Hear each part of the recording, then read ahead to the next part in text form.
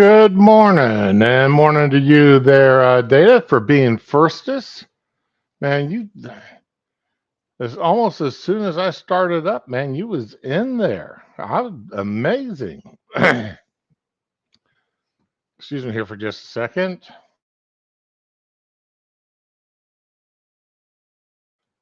All right, y'all didn't need to hear me clear that throat there. All right. Oh man, my schedule. It is getting all bollocksed up. It's all over the place again. What can I say?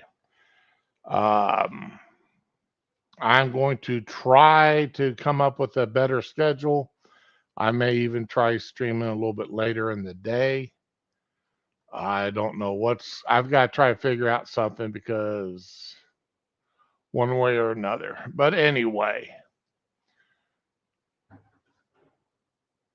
what in the hell is it?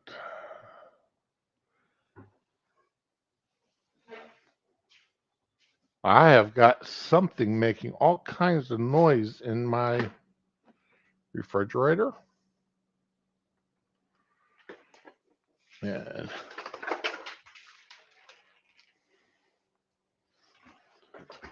oh, I had ice cubes hitting my floor.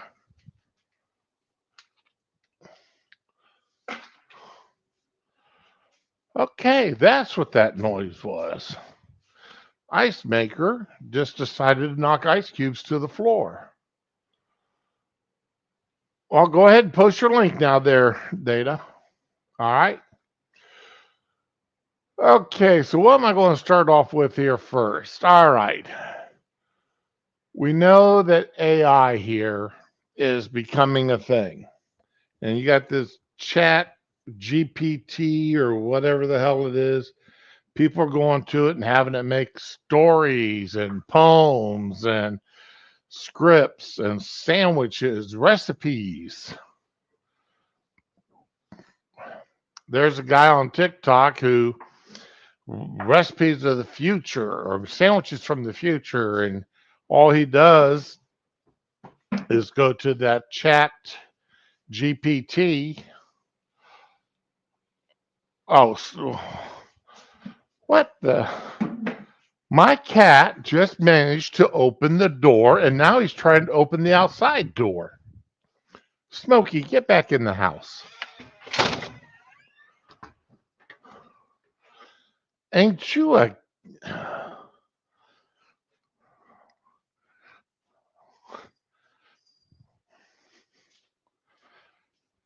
Now that was strange. That was even stranger.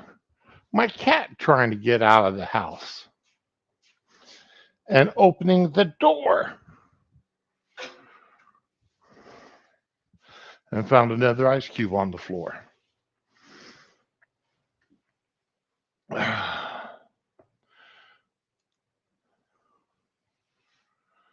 Yeah, AI art, AR, AI music. And of course, so now people are worried about their jobs. You know, who all is going to have their jobs removed, replaced by AI? And the jokes just write themselves here, people. Okay. You know, it's like you, wars wars breaking out, women most harmed because while men are mostly killed by war, it's the women who are harmed the most because they lose their husbands as sons, right? Well, AI threatened jobs are mostly held by women.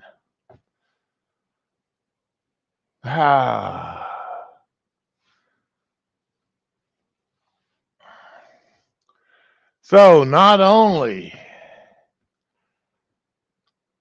are women most affected by war, but women are most likely to lose their jobs because of AI. All right, let me see if I can make this a little bit larger. Revelo Labs identified jobs most likely to be replaced by AI based on a study of the National Bureau of Economic Research. They then identified the gender breakdown of those jobs and found out many were generally held by women. Okay, so a lot of things to unpack that can be unpacked here by that sentence. Okay.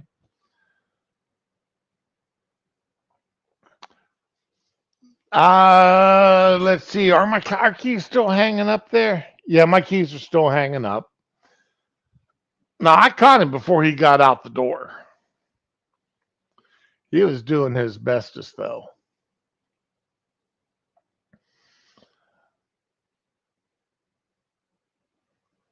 So there's a lot that can be unpacked here just by this first sentence. Okay. First of all, if more women can have their jobs threatened by AI,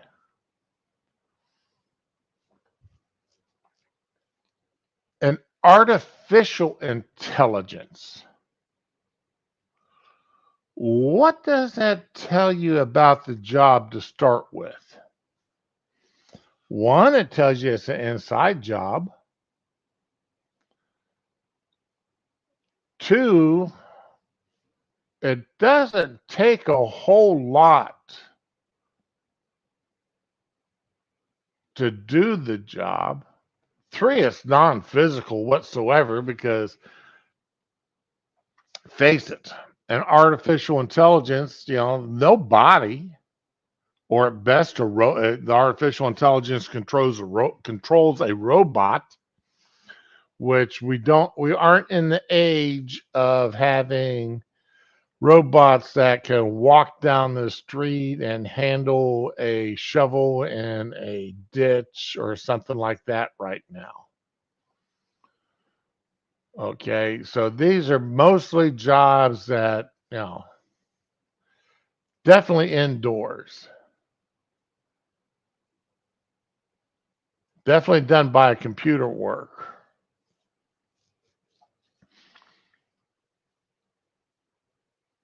So, yeah, you know, yeah, that it's not very complimentary to the jobs held by women if an artificial intelligence can replace them.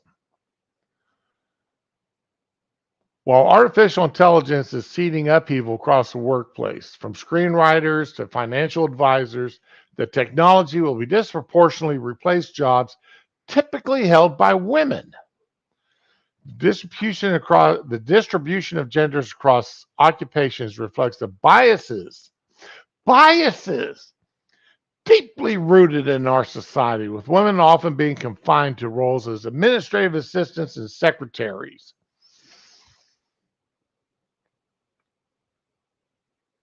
These are roles that women study for, that they go to school for, that they want. I mean, there's a young lady I follow on TikTok, goes by the Diesel Queen. She is a female diesel mechanic. Then your wait staff, waiters and waitresses, your airline staff, mostly women. When's the last time you went and checked in at an airport and had a male behind the counter? Hmm? When's the last time you've gone to a help desk and had a male behind the counter? When's the last time you've gone to a customer service desk and had a male behind the counter? When's the last time you went almost any desk job and there was a male behind the counter? I mean, at the hotel I work at, I am the only male behind the counter.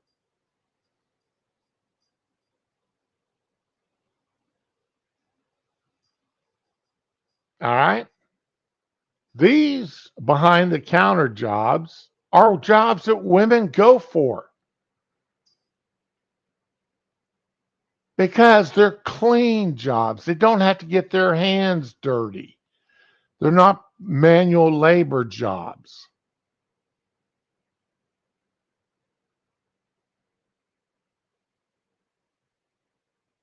It's not biases, unless you want to say it's a bias by the women because they don't want to work. They don't want to do physically demanding jobs.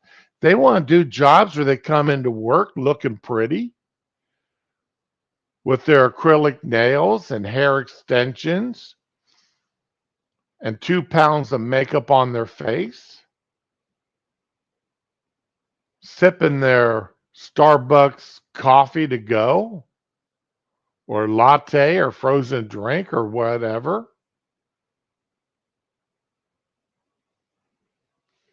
Hey, Deck Dog. Morning, Ramen.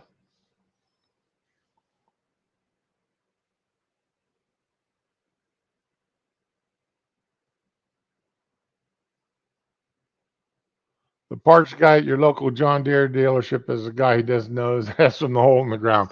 Yeah, Deck Dog. Unfortunately, I know quite a few of those too. Why, good morning, Ms. Ramen. Good morning. How are you today? I am better today than I was yesterday or the day before. Awesome. What are we talking about today?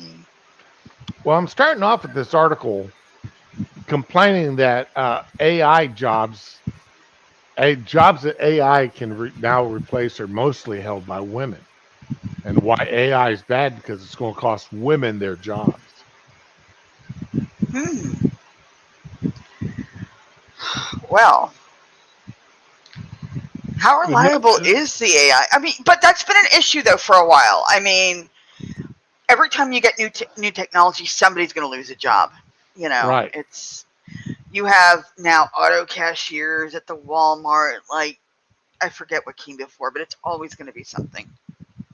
I mean, the whip and buggy manufacturers went out of business There with you go. the invention of the automobile, the wide acceptance. Hmm. You know, look at how uh, plays, theater has really gone down, since live action theater, when movies came out, people didn't have to pay live actors anymore every day No more because, vaudeville. No more. right, your vaudeville, Um, look at how Uber put taxi or is putting taxi cab companies out of business. Okay, that's a little different because that's not about technology. That's more about pricing and availability. Because cab drivers have to pay for that medallion if they're renting the cab. They're paying for a lot Right. of stuff. So But it's a shift in technology because if it weren't for smartphones, that is true. you wouldn't be able to have an Uber or Lyft driver. But you can also pay cabs with your smartphones too, though. So I really think it's more of a pricing. I mean, I get your point about the technology, but I think the pricing is the biggest part. Like if Ubers were the same price as taxis, would there be such a surge? You know, I don't think so. Well, I mean, but Ubers are independent contractors. Yeah. Your taxi drivers are not. They work for a taxi company who has to pay city taxes for their business. Hmm. It's like the hotel I work at, the town just the city just started imposing a 1% sales tax on hotel rooms. Ooh. Why did they do that? Because Airbnbs weren't paying city taxes. I don't know what they're even classified as. Is That's it, just yeah. so the city decided to impose a 1% sales tax on Airbnbs. But in Well, there order you to go. do that, they had to impose that same 1% sales tax on hotels. I get it. I think the 1% sales tax will definitely hit the B&B harder, though. They're smaller operations, and Yeah, but when that takes that sales tax on your hotel room, you got your 6% county tax, you got a 6% state tax, ooh, or 6.5 county tax, seven or no, what is it? 6% state tax, a 7% county tax, and now a 1% city tax. So that's 13% tax, 14% tax on a hotel room. Yeah. Ah, which would you rather pay? The 1% tax on an Airbnb or the 13% on a hotel room? Neither. Um, Yeah, you know, no. Oh, so you're talking as a customer. right. As a customer. It's there's too many variables with my personal situation. I mean, I've Right. got the But kids, and my daughter's a runner, which will be more secure. Which would I less likely be held responsible if she breaks something? You know, is a lot of variables there. I would probably end up sticking with a hotel. Sean, you're right. I will fully admit my smartphone has made me a little bit dumber because I no longer memorize phone numbers. Same. I no longer, I mean, there is so much stuff I Shit. no longer memorize because I got everything programmed into my cell phone. I don't worry about appointments because I've got them all programmed into my cell phone.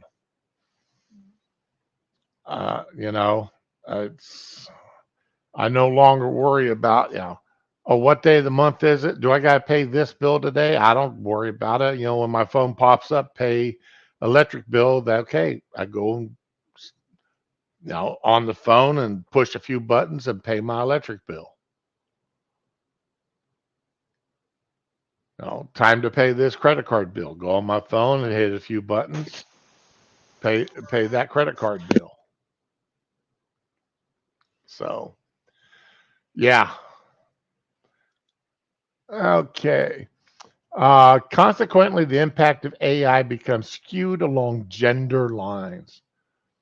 AI impacts workforce, women most affected.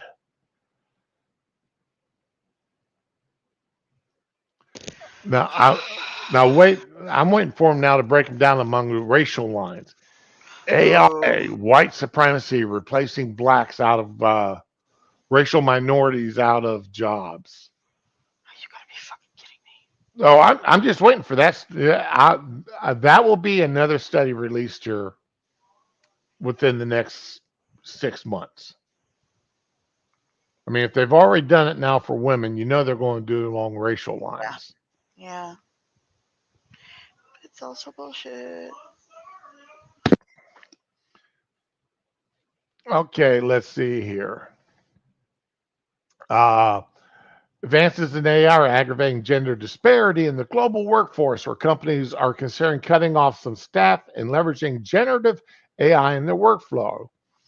International Business Machines Corp, why don't they just say IBM, recently said it's slowing down hiring for roles that can be easily replaced by AI in back office functions such as human resources.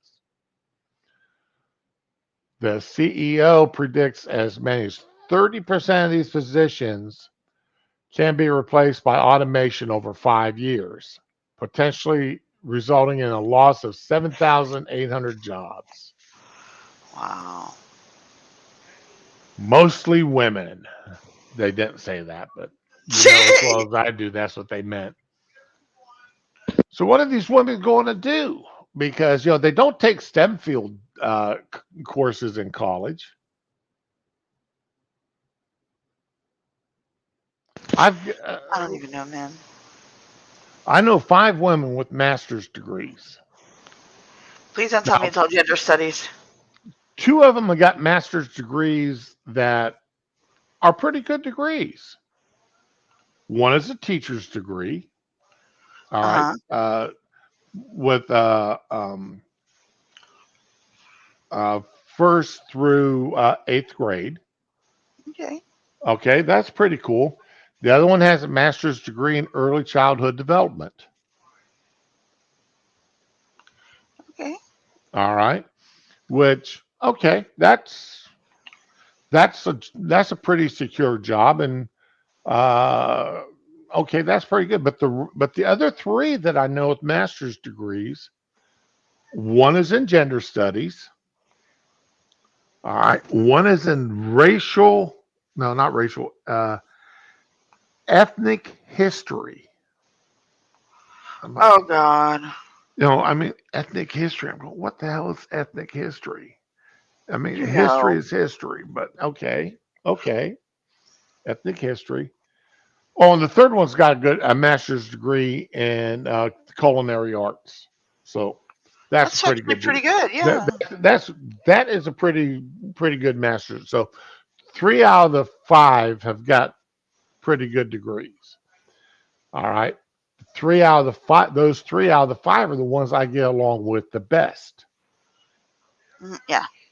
Okay, the other two, when the wife tells me that we're going to their place or they're coming over to our place or we're going out to dinner or somehow having to associate with them, for some reason my legs really start to hurt me that day. Ah. That's cute. But when it's the other three, I don't care how bad my legs hurt, I'm going to go. I hear you. Okay, dear, I'm taking a pain pill, so that means you're having to drive. Oh. You know, because I'm going to go to their place, or Hmm. I'm going to go out go out and meet them for dinner or socialize with them, whatever. Because they're smart women. They are really smart women, and I like to associate with smart people. Oh. That's why I like associating with you. Oh. Now you. Oh, you're But sweet. you know, they're they're smart women, and their jobs aren't going to be replaced. I don't know if you heard me talk about this one woman I follow on TikTok that I've gotten to talk back and forth with somewhat. She goes by the Diesel Queen. She's a Okay. diesel mechanic. Oh damn. All right. And she's been doing it now for about 10 years. Okay. And her and I got into a discussion one day, and she did some, um, she's also a weightlifter. Okay. Not a bodybuilder, but a weightlifter because Right. she needs to stay strong to do her job. Okay. Okay. And she did some bikini posing, showing off, her body for lifting weights as long as she has. Nice. And, I said, I can appreciate you wanting to show off. I said, but mm, you don't have to do that for people like me to follow you or to be like talking to you or whatever, because yeah, good looking body, but you're not a thirst trap, Well, you maybe know? she does it because she And likes it.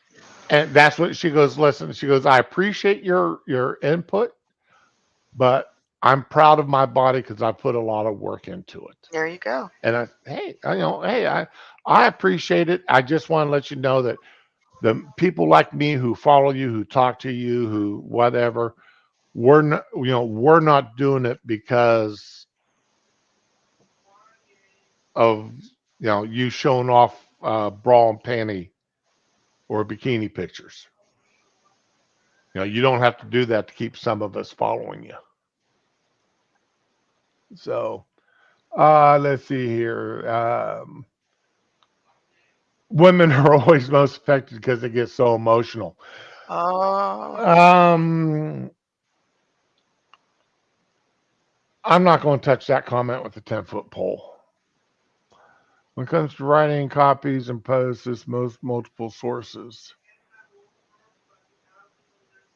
Oh, when it comes to writing it, copies and paste. I tell you, I don't know about that data because uh, one of the Irish girl that I follow, she had it do a poem about being from Ireland, and it really kicked out a really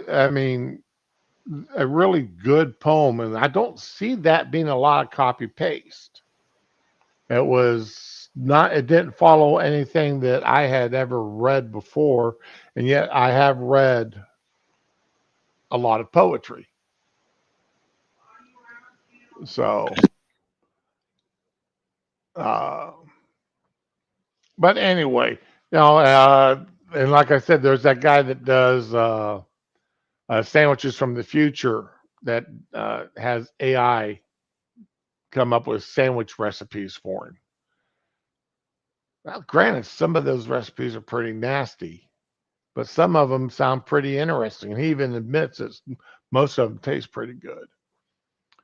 But yeah, AI is nothing more than another leap forward that people are going to have to, you know, if all you've ever done is prepared yourself to be a office worker, then AI is not going to be your friend. What was that from Willy Wonka and the Chocolate Factory? Charlie's dad was losing his job because a computer was taking over, making whatever, doing whatever job the dad did. So the dad had to go to school to learn how to fix the machine that was replacing his job, or took over his job. But I just find it funny, or interested here, that AI gets better and women most affected. That's always that I just find that it's always about women. What Yep. it's always got to be all about women. Why not say office jobs? Why not say, okay, this is about office jobs being replaced at these career levels? Why make it about make it about the gender? Because some of us will just sit back and laugh, honestly.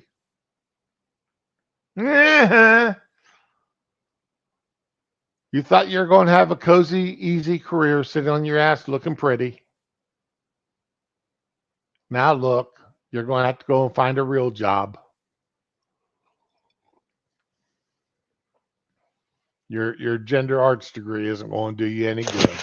Uh,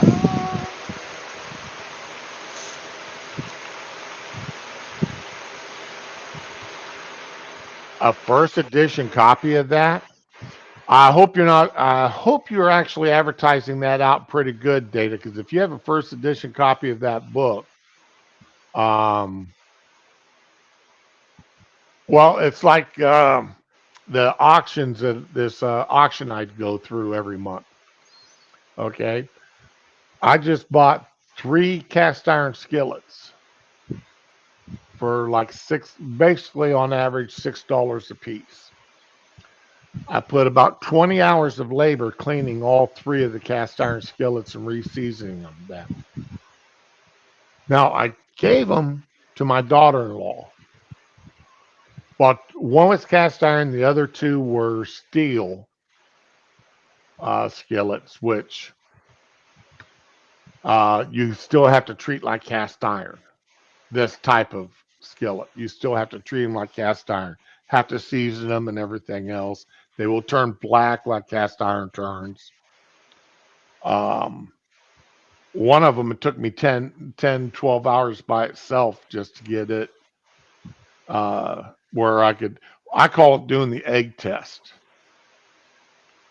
After I got all the crud and everything off of it, and that's be able to cook an egg in it. oh. And then because, the egg white will pick up any crud that's still down inside of the pores of the metal. Mhm.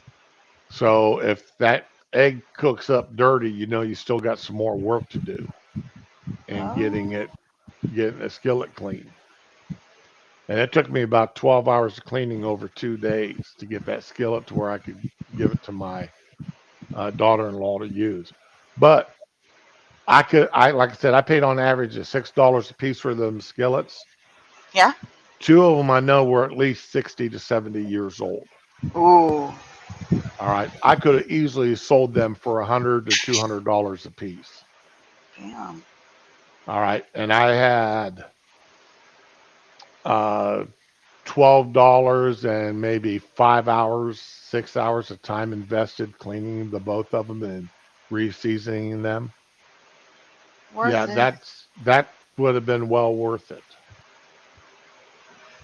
So, but no, I was a nice guy. I gave him to my daughter-in-law.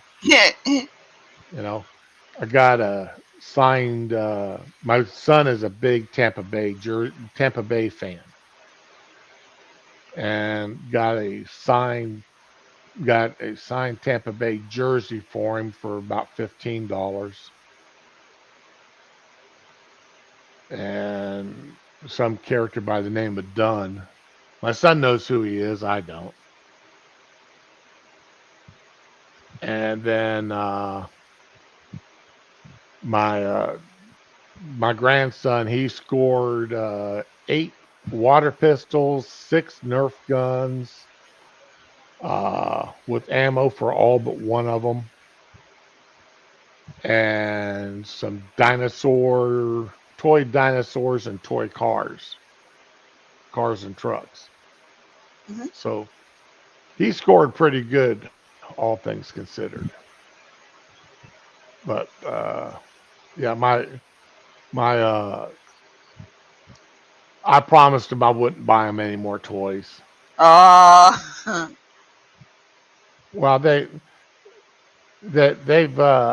yeah, they're saying that with the new baby on the way in September, yeah. um, that's a is that I'm looking at this skillet that you got on. Is that a popcorn popper? That looks more like a long-handled popcorn popper to me there, Data, than a cast iron skillet. Let me put that up on screen.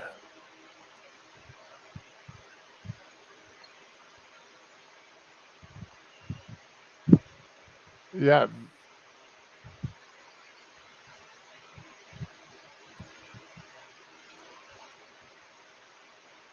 yeah. I mean, oh, you didn't. What's the inside of it look like? There we go. Now that's ceramic coated.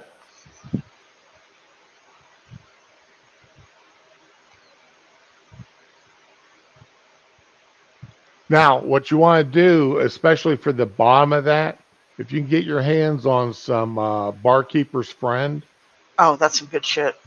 all right, you can clean up and you and a scrub daddy, you can clean that up pretty good. Made in Holland, okay.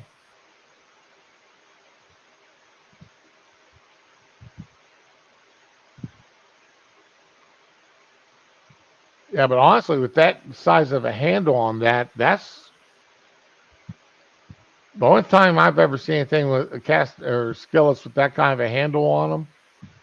That's usually a popcorn popper, something like that. Oh, the barkeeper's friend, Yeah, their ramen. yeah, I love that shit. Yeah, nobody in town, nobody sells it locally here, so I just order it off of Amazon. Are you serious? Oh, it's a fondue pot. Okay, thank you, Duck Dog. I usually just get it from Walmart.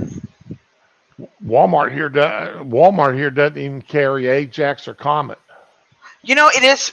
I did notice a while back it is harder for you to find Ajax like common cleansers than Barkeeper's Friend. Yeah. So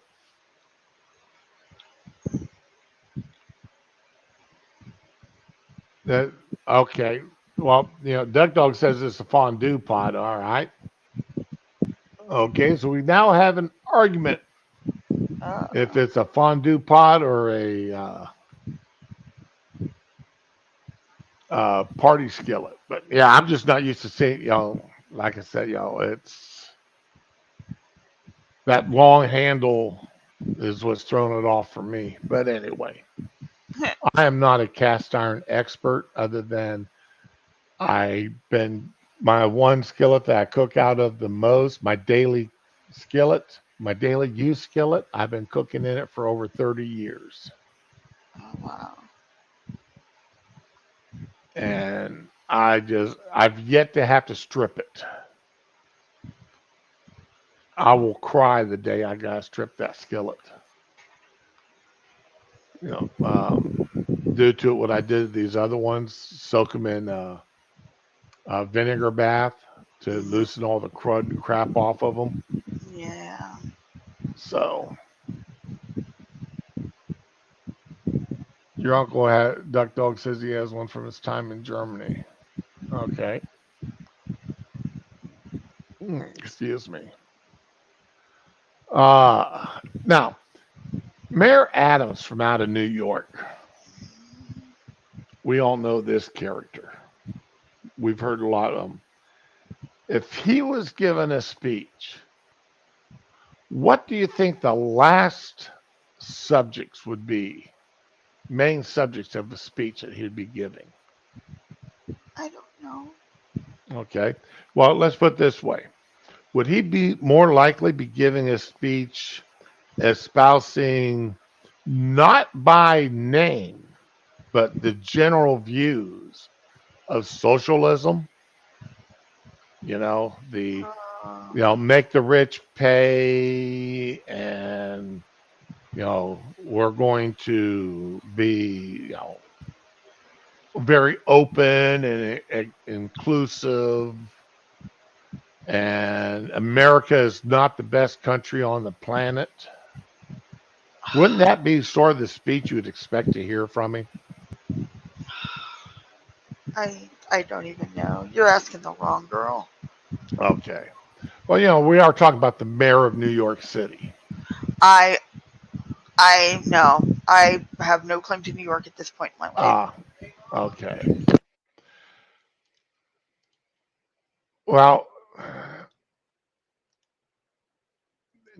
New York City Mayor Adam rails against the hot rays of socialism and communism in Memorial Day speech. Oh, okay. Wait a minute. You're gonna have to help me out here. Okay. Can you repeat that bit because I had a child in here that was not supposed to Oh, be here. that's all right. New York City Mayor Adams There's a problem rails right there. against the hot rays of socialism and communism in Memorial Day speech. Huh. So he's Yeah. claiming to be against all of those things. Mayor Adams denounced left wing ideologies He won't be in in, long. in a highly politicized Monday speech, in which he also lamented a perceived lack of national pride among young Americans. Yeah, I'm gonna miss him.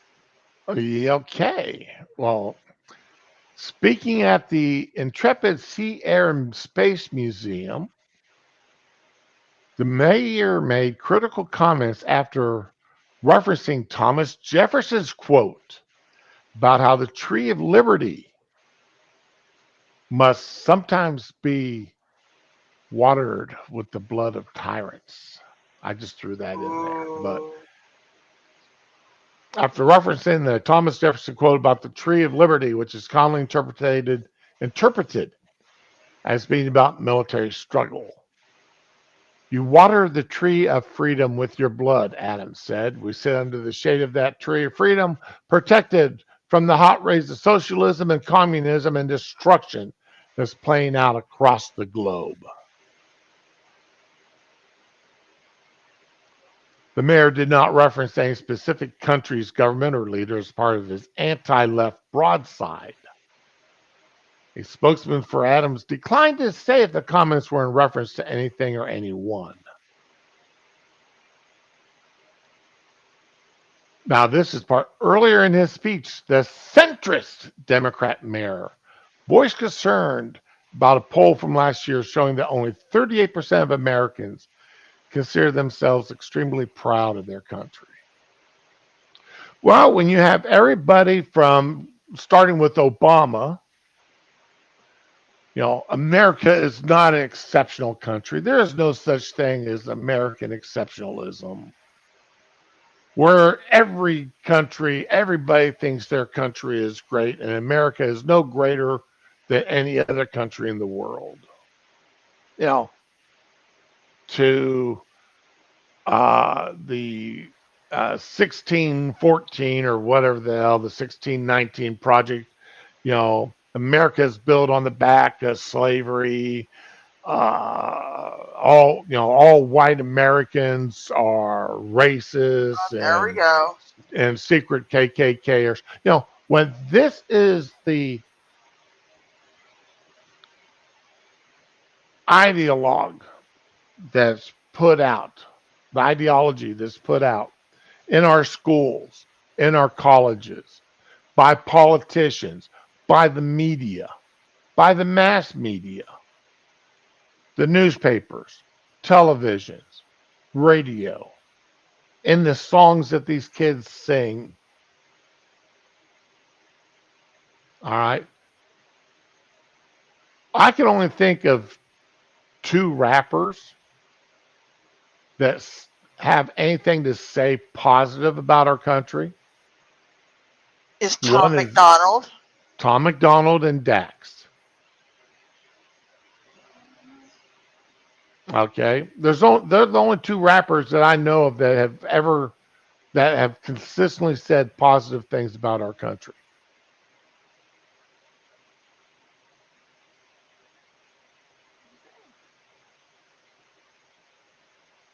Okay, let's see here. Adams is against communists making this speech. You better take a look at his actions and those of his judges. Exactly, Sean.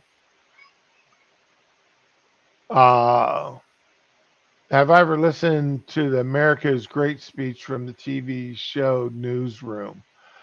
Oh, yeah, yeah. That's God, what's that idiot's name that gave the actor that gave that speech? Yeah, there's very rarely will any one thing in a movie set me off or make me cringe. Like there's only one song that I detest with the purple passion, and that's Imagine. I Oh, John de Lennon? Yeah, I detest that song entirely, and because of the message it gives, and that speech from Newsroom. And I don't think that was that TV show. I thought that was from a movie. Data with I, I'm seeing the guy's face and I can't think of the actor's name that gave that speech. And I remember him.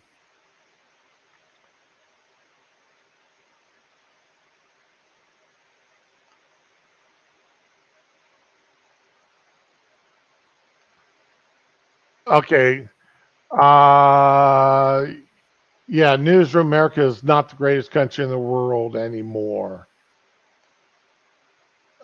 Jeff Daniels was the actor that did it.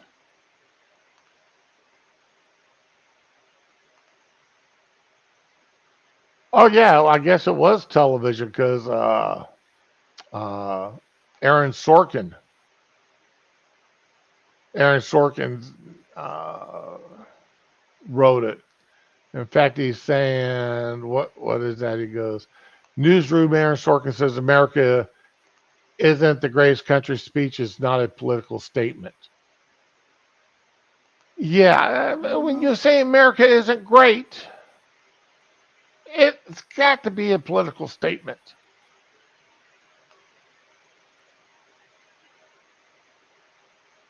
So anyway, yeah, that was uh yeah yeah Jeff Daniels. Yep, that was something I absolutely. Mm. So anyway, uh, Adams declared him part of the 38 percenters and argued Oh. more should be done to foster patriotism in younger generation, including Uh encouraging daily recitations of the Pledge of Allegiance. Now, I'm not huh. going to disagree with him there. We need to bring the pledge back into the schools. Yep. with American flags in the schoolrooms.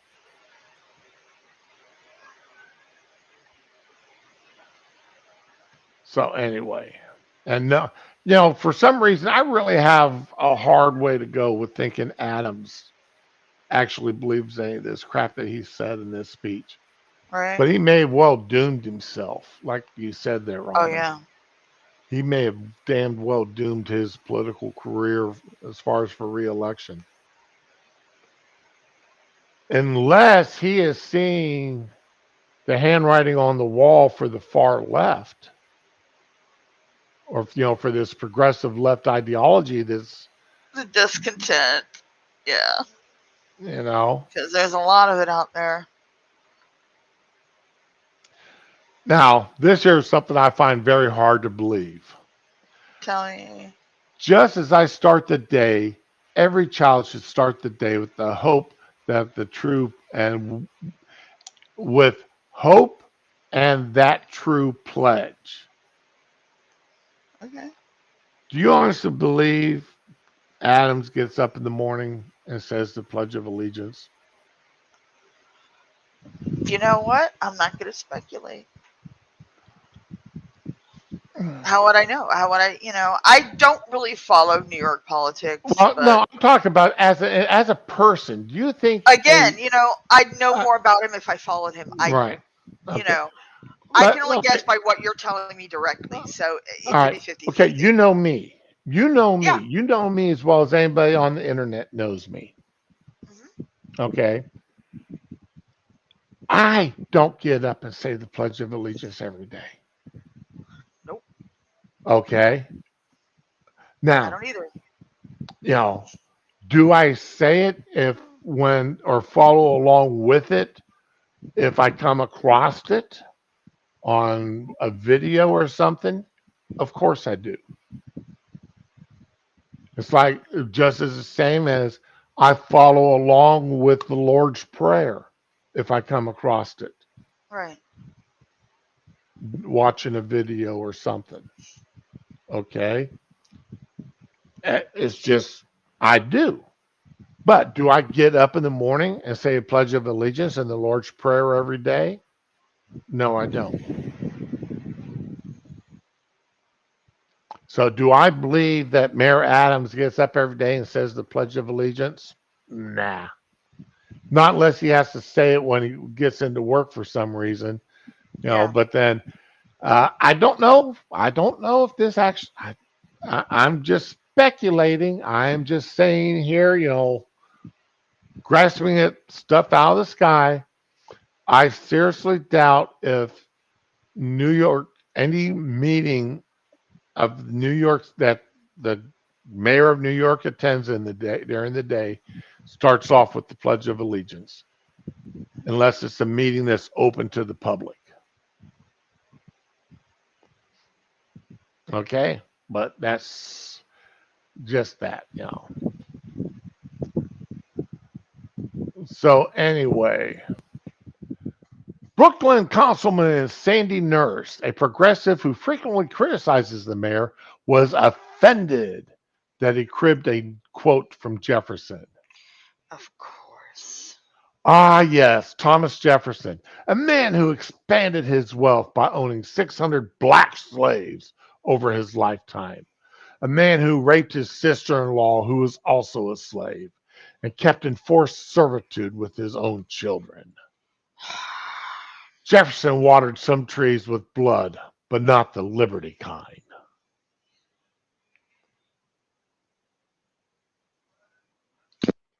And then, of course, you had people, lauding Adams for speaking out against socialism, which I will give him credit for doing that. We need more politicians, not just at the federal level, but at the state and local level. But they need to follow up those words with actions. Let's stamp out the socialism that's in our own country today.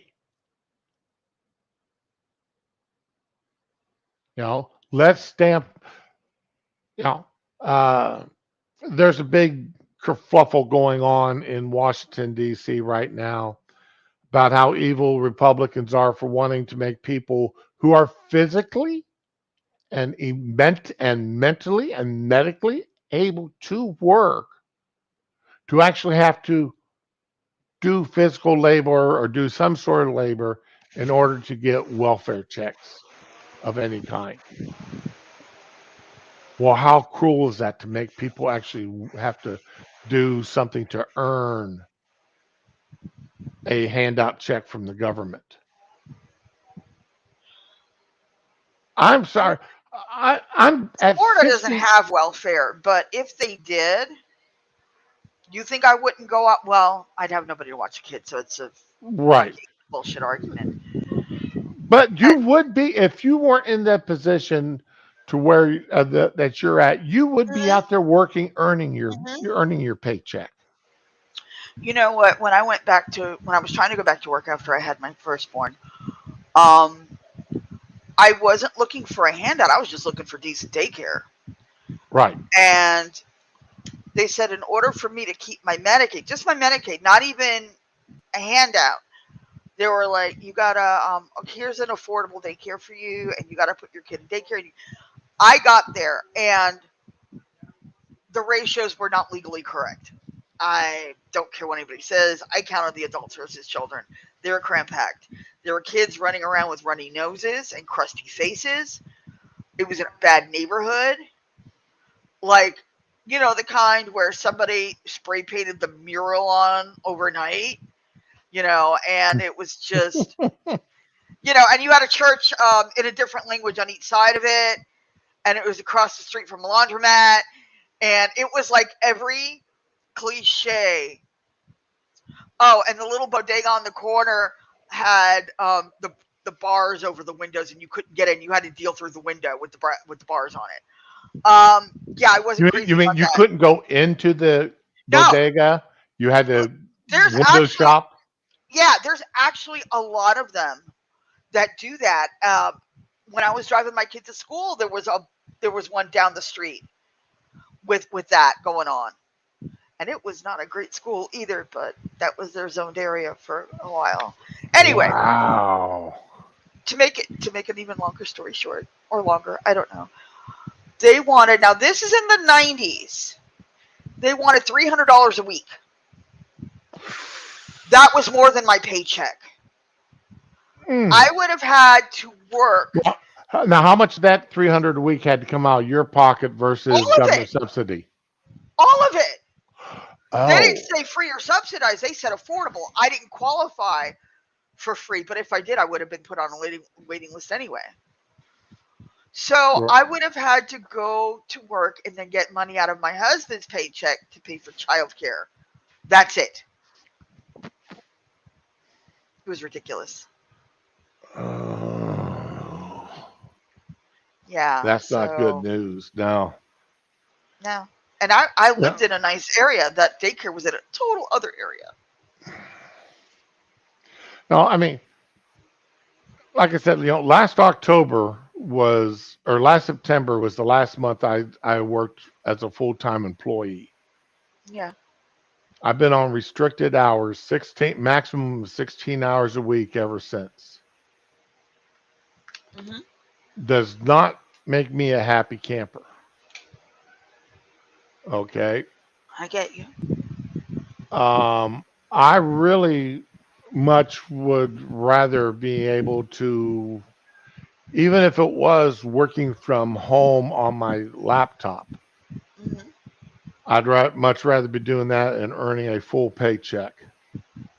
I probably actually, in the long run, make more money because I wouldn't be needing to spend gas driving an Yeah. hour each way. Twice, spend 2 hours a day driving. Yeah. I hear you, man. But that, but anyway, and I'm at 63, and I don't like this. I don't fathom how somebody can just sit around all day and expect the government to hand you a paycheck. They're not just sitting. They're playing on the internet. They're playing video games. They're hooking up. They're watching TV. I mean, they're entertaining themselves. So, right. you know. Uh, I just it's beyond my and I'm just so proud of my son is not that way. That's why Well, on occasion my son will call us up and my daughter-in-law's got something planned with her family, with the women in her family for on a Saturday afternoon or something. mhm. So my son will call us up. Hey, listen, Dad, can y'all watch the grandson here for a few hours? I want to get Oh, some video game time in. okay. Sure, bring him over. You sure you don't want us to keep him for the night? You come over Sunday morning and pick him up. You know, you and your wife come over Sunday around 10 o'clock, and I'll have brunch ready for us, and I'll feed you. And then after you're done eating and your belly's full, then you can go home and take your son with you. Oh, I don't. We don't keep my grandson near enough, but love it having him seems like over. every weekend. Wow, It's it's very actually cute. been about a month since we've kept him overnight because uh, Wow. while my father-in-law staying, uh, we didn't want that rambunctiousness here for that long of a time period because we didn't know how it would wear on my father-in-law. Yeah. You know, so we've got him this coming weekend though. We've already been we we've got him for dropping him off Friday afternoon, and we've got him until Sunday morning, which doesn't break my heart whatsoever. Oh. You know, what I uh, they think that that I gave them all the squirt guns I bought at that auction. You reminded me. I used to have this water, like this pink kind of squirt gun. It was translucent, and that thing was freaking huge. It was shaped like some kind of assault weapon. It was just gigantic, and it never seemed to end. I'm sure your grandson loves all the guns you got him. There's nothing like not having to go back to the sink to refill one of those things. Oh, well, yeah, these are small pistols. They're not the big ones. Mm. They're small pistols, so we'll fill up buckets of water to refill them with. But yeah, and and I was surprised how happy they were that I got them Nerf guns. Well, those are harmless. You know, So, it gives him something to do. He can practice his aim and stuff, whatever. oh yeah, he could go outside and shoot the Nerf guns all day as long as he doesn't shoot the dogs with them. Oh, Jesus. The big dog Tucker wouldn't care less. The small one though, the beagle, he may. He may. He's he's not quite as mellow as Tucker is. Mm. But let's see, Sean. My only problem with the pledge is people act like a spy or a commie wouldn't say it. Yeah, and I have no problem with people who don't want to say the pledge. All right, in a classroom setting or an office, a meeting setting, you don't want to say the Pledge of Allegiance. You've got something against saying it. Fine, don't say it. Just be respectful of those people who do want to Right? say it. Be respectful of those who do want to say it. That's all there is to it. So, yeah, Mayor Adams, though, he's lining himself up here. But he is facing. I mean, it is coming on. Uh, Worrying about reelection for him. It's Yeah. coming on that time that he's got to worry about reelection. So he may be trying to broaden his base a little bit because he knows the far left isn't going to vote for anybody but him. Mm. So maybe he's trying to get more of a centrist uh, voter block.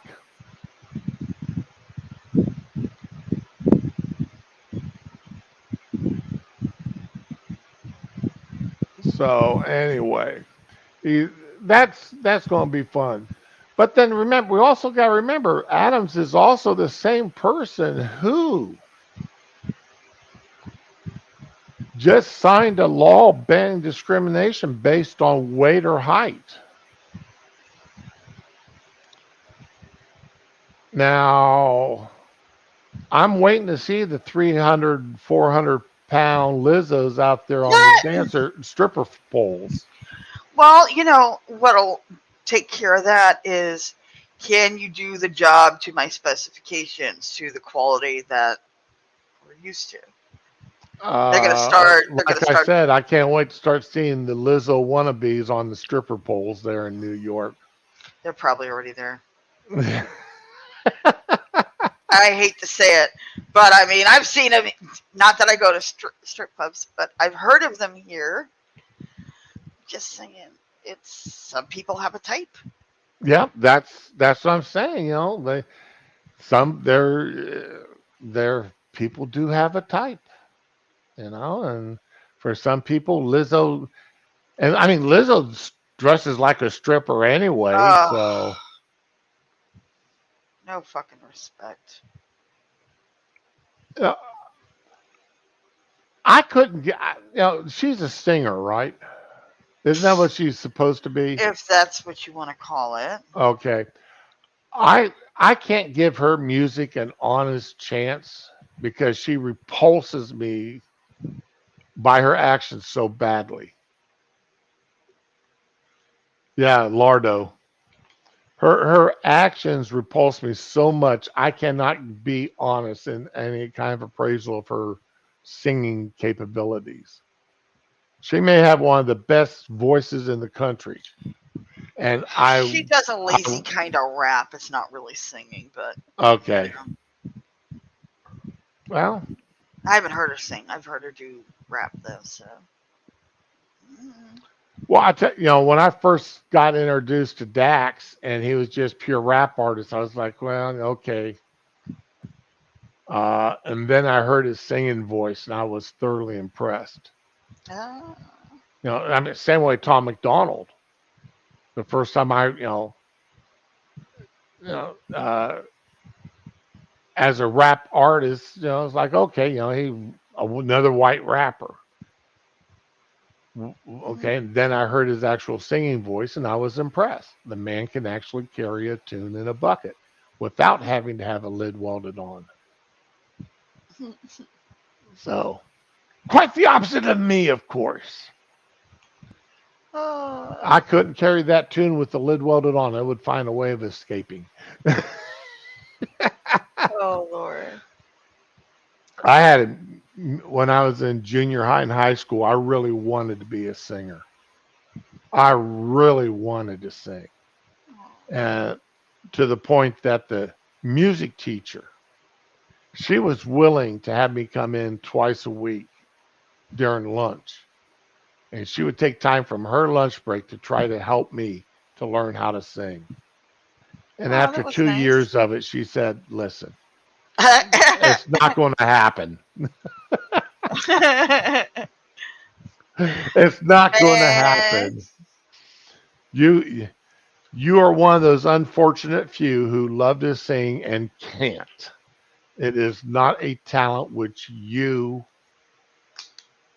know, what I mean can't sing as in can't sing to where other people will enjoy listening to you sing. I wow. mean, anybody can sing. It's Yeah. whether or not other people want to be around you when you do it is what matters. Wow. I'm in that group that I even in church I got asked to uh, not try to be as the softer I sang, the better I sounded. Oh Jesus! Is that like far, far outfield equivalent, like baseball? Yeah. Just Yes. go out further. Let me know when you hit the fence. Actually, that's what I was told when I tried to play baseball and softball. Oh no. Go out there and stand in the field, far right field. Yeah. Wow. They even tried putting me in as catcher, and they gave up after 2 games. Oh no.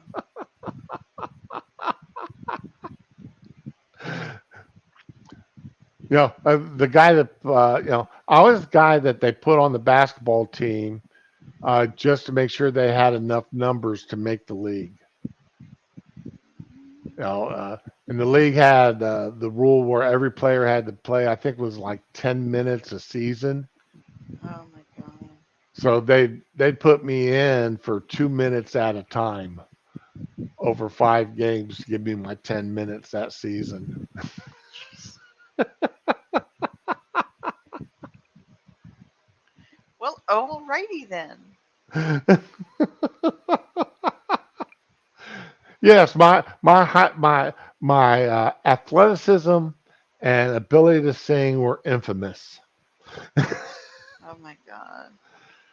But anyway, yeah. So anyway, and I'm also looking forward to see. Okay, besides the Lizzo strippers, I'm really looking forward to seeing the dwarves and the midgets out there on the baseball and basketball football teams. You know, because you you you, you can't not let them. That'd be discrimination if you don't let them in there because they're too short. And if he wants to play center, yeah, that 4'5" center player you got going up against that 6'9" center, yeah, he's going to get a lot of tip offs. Oh my god. Uh, it shouldn't matter how tall you are or how much you weigh when looking for a job or out on the town or trying to rent an apartment. This law will help level the playing field for all New Yorkers, create a more inclusive workplace and living environments, protect against discrimination. But Mm, he's against socialism.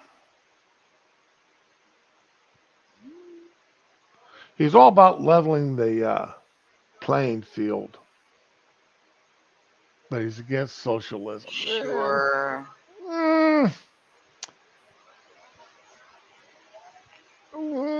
does anybody else see a disconnect here besides me? I um I'm sure it's all fine.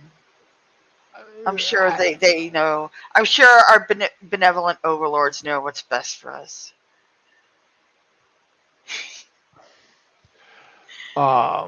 it's like Texas uh, just signed a Oh bill. god. Abbott just signed a bill making it illegal to tell somebody that their hairdo, they got to change their hairstyle for a job. Fuck that. The Texas version of the Crown Act. So when you go into McDonald's, you're going to have some woman with, you know, 14 inches of afro sticking out, or hadn't washed their hair in 6 months. There's a reason most places where it's supposed to be law about hairnets. I'm no, no. So it's uh yeah, this is. I'm sorry, but there's some things that, and I mean, an office environment. I mean, if you're in a professional setting, and see, okay, this has been one of my pet peeves for probably since I was about let's just say 30 years old. So for the past 33 years, this is where it's been one of my pet peeves. Uh, Go into an office environment and you see the guys there, shirt, tie, dress slacks, shined shoes. Get my tongue off my eye teeth so I can see what I'm saying. And then right next to him is a woman wearing a halter top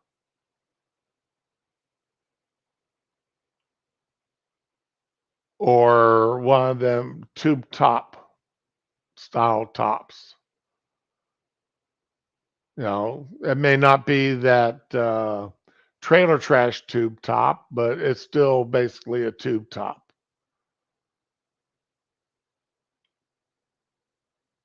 And she's standing there bitching and complaining about it's too cold in that office. I've been Meanwhile, muted. I did not realize it. oh, then that poor guy is standing there, sweating his sweat dripping down his back because he's wearing a stiff necked collared Proper shirt office attire. with a tie on. Yeah, bullshit. Bring a sweater.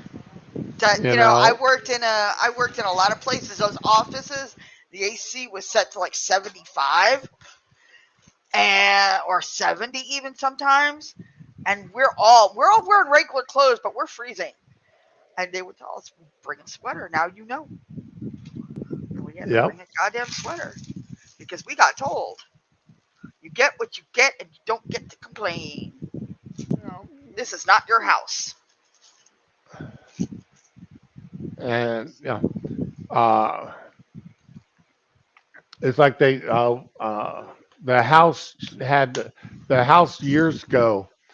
Women, everybody had to wear. I mean, the dress code was you had to wear long sleeve shirts, and the women complained because they couldn't wear their cute little sleeveless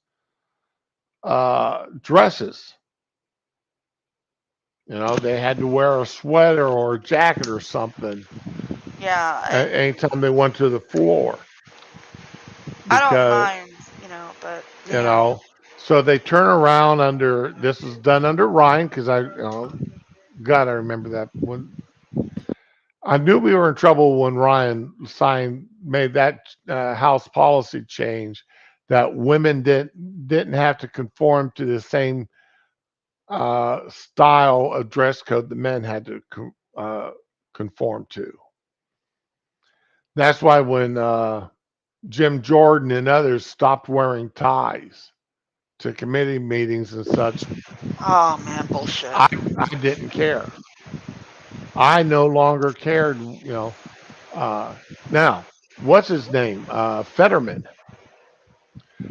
Uh, there is a House rule or a Senate rule rather about how you have to when once you go through the doors onto the Senate floor or where the Senate chamber of a dress code in there for the men. And we all know Fetterman there. He likes to wear hoodies and basketball shorts. So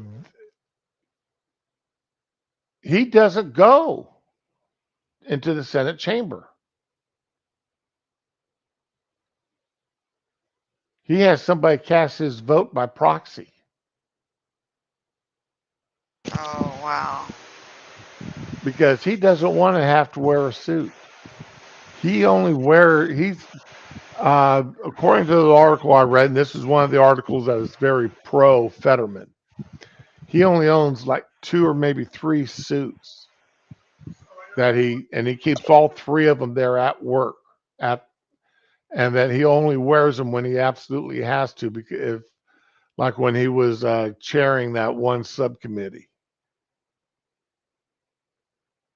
Other than that, he does his press conferences wearing his hoodie and basketball shorts. Now, you know,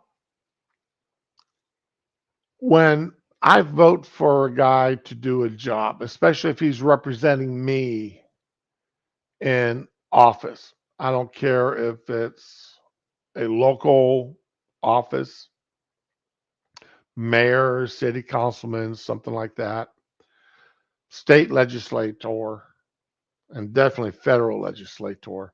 I don't care if I'm voting for him for sheriff or chief of police. I want them to represent that office that they're holding. I want, a sign of professionalism. And a sign of professionalism, a lot of times, it is the way you dress. Absolutely. And a hoodie and basketball shorts for a state senator,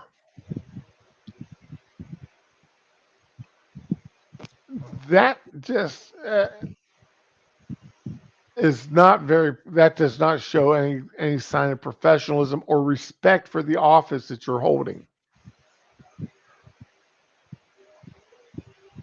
And I think that's the thing that gripes me the most is you have that just shows so little respect for the office and for the job that you were hired to do, Yeah, you're right. that you sh- show up in basketball shorts and a hoodie. Mm. Now, if you showed up to a town hall dressed Oh like that, God. that's one thing. No, that's you're showing up to a town hall to meet in person and have a casual conversation with the people you're there to represent. That's one thing. Mm.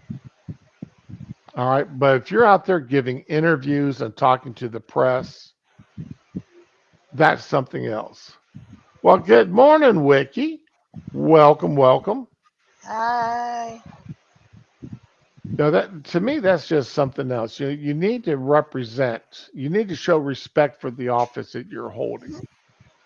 Yep. You need to show respect for the people that you're uh, that hired you.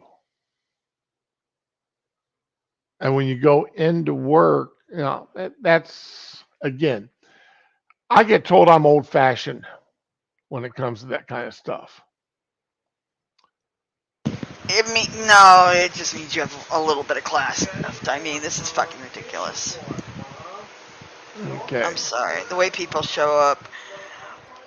I still remember when men wore hats and suits, and I'm like, why can't they bring that back? I wear a hat. I've got and when I say hat, I'm talking hat. I'm not talking a baseball cap. I know what you mean. All right. I personally favor a hat that's sort of a cross between a fedora and a cowboy hat. I don't even know what that would look like.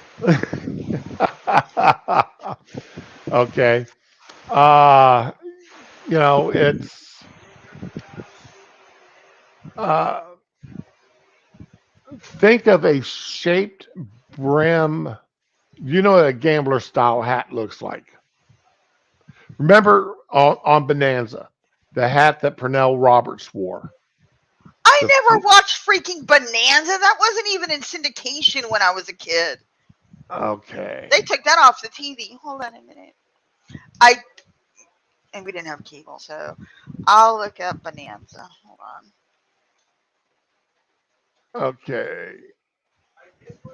Gambler style hat. Oh my goodness, that's a cowboy hat, kind of. Right, but you see Sort how of. it's a flat, how it's more of a flat top. Yeah, in one picture it looks kind of flat, and then I look at the color picture, it looks more like a cowboy hat. Okay, All right, here we go. This here is sort of the hat I'm getting ready to share, but this is kind of close to the style. Come on, not that. There we go. Oh, All right, there's a style hat I sort of prefer. Okay, okay. not with the holes punched in it. No, I know. I saw the picture, but yeah, Okay. I can't Th- picture that with a suit. But okay. well, I've got it. Mine is in a black 5X beaver skin. One of the hats I've got like that. I've had One it of these for, days, I'm gonna get a picture of that hat. and it's got a 5-inch brim on it. Yeah. Because being a sort of a bigger guy, small brims look funny on me. Oh, yeah, I can see that. Having a 3-inch brim looks kind of funny on me. I So, hear you. I uh, hear you. anyway, um, but yeah, I mean that I wear a hat. I've got about 4 different hats depending on what I'm doing that I'm Oh, wearing. Okay, I've got palm, I've got felt, I've got beaver skin, I've got uh, canvas. okay. So it all depends on what I'm doing as to which hat I'm wearing. And I keep 2 of them in my truck because again, it all depends on what I'm doing. And I'm looking at buying another hat. I found a palm straw hat, and Wow. that is going to cost me about $80. But I, Ooh, I didn't know I they were that really much. I really like the hat. Okay. So I think I look good in a hat. I really do. But Most that's men it. look good in a hat. But yeah, people should be wearing hats. Men should wear hats, and women should wear dresses. And Yeah, I miss dresses and nice shoes, not fucking like dirty, messed up fucking sneakers that look like um, you know.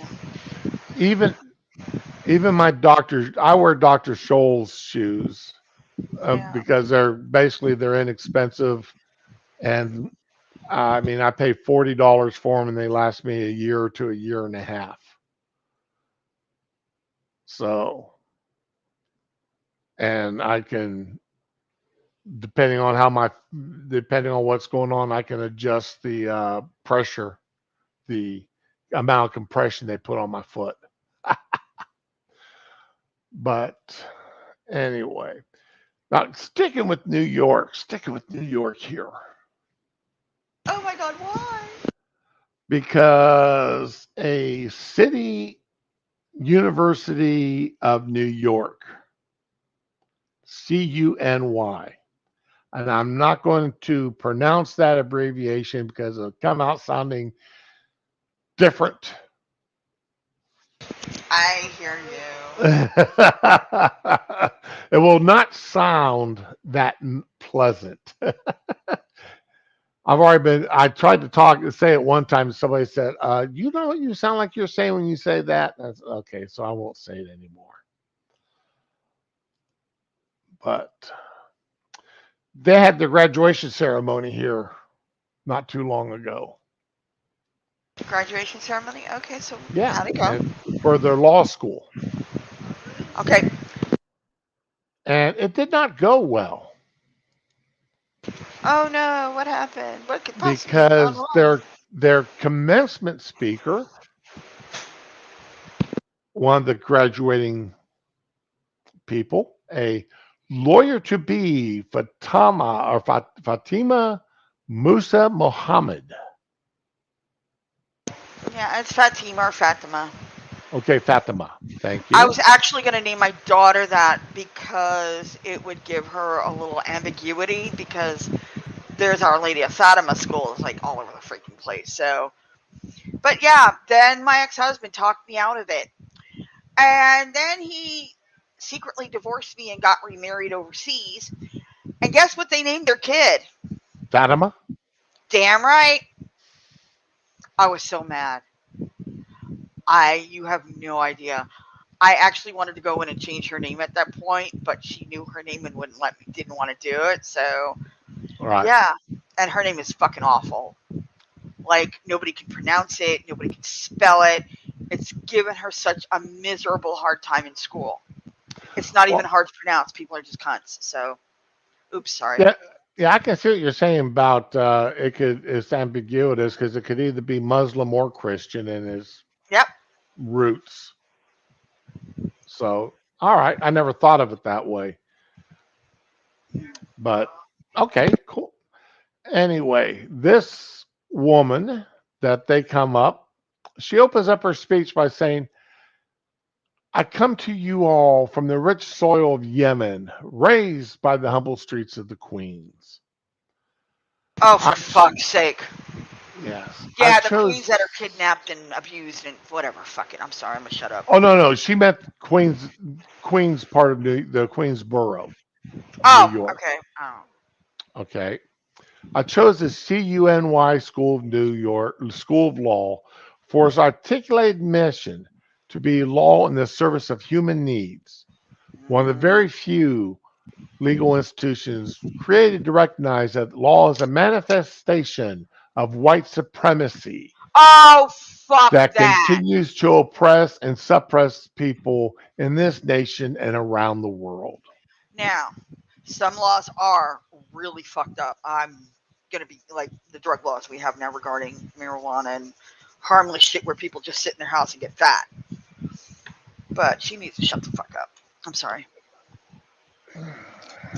And Muhammad noted the importance of protecting the organizers, fighting Shit. endlessly day in and day out to lift the facade of legal neutrality and confront the systems of oppression, direct violence on them, systems of oppression created to field an empire with a ravenous appetite for destruction and violence. You know, it sounds almost like she's talking about any Middle Eastern country there, doesn't it? You know, most Middle Eastern countries. Mm-hmm. Okay, yep. I go with you. So, uh, then she turned around, um, how CUNY needs to work against the Jewish people and the nation No. state of Israel. And yeah, she No. turned it into one of those speeches. I hate speech, basically. And I hate speech. yes, and she was giving a standing ovation Of course she was. for it. 20 years ago, it would have been people yelling at her from the stands, go the fuck home. Yep. Because, no, no. Don't tell the fucking college that took you in you need to get involved in international politics. And no, that's bullshit. I'm sorry. Now, most colleges, even high schools, they require uh, your student leaders who are getting up to give speeches to present their speech Mm-hmm. in Yep. advance and for it to be pre-approved. I'm guessing that didn't happen. Well, they don't say. They don't That say whether or not it happened you or if don't it's even a say. requirement. Like they don't. But you see, CUNY receives over $12 million a year in tax money. Huh, interesting. And there are some people who, obviously, some taxpayers of New York City, who are rather upset about this speech. No. And, how dare, the whole idea of such a hate driven speech being given and approved, if it was approved, at a taxpayer funded place of education. Now, I'm pretty much uh, I give broad leeway to First Amendment rights. You have the right to pretty much say pretty much what you want to say is, you know, out of your own mouth at your own setting. Where I do draw limits, of course, is, anything that would be illegal, such as threatening someone, Hmm. advocating violence, this kind of stuff. Go burn down their neighborhood.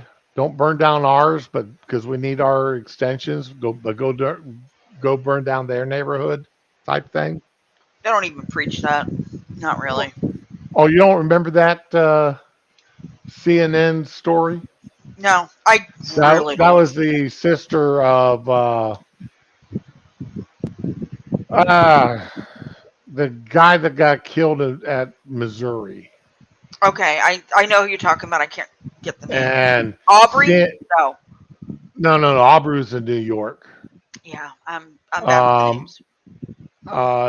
not George Floyd, but somebody. Anyway, and they were giving a speech. They were yelling to the crowds, and CNN. She's talking about stop burning down our neighborhood, stop doing this, and then CNN cut her speech right there because the very next sentence she said, "Let's go burn down the white neighborhoods because we need our hair extensions here." And CNN just happened to edit Okay, I can't imagine fortuitously why. edited the video Oh, at just bullshit. that particular point. Anyway, no, That's so why I don't watch that CNN. you know that kind of speech, though, yeah, but once the taxpayer is involved with giving speeches,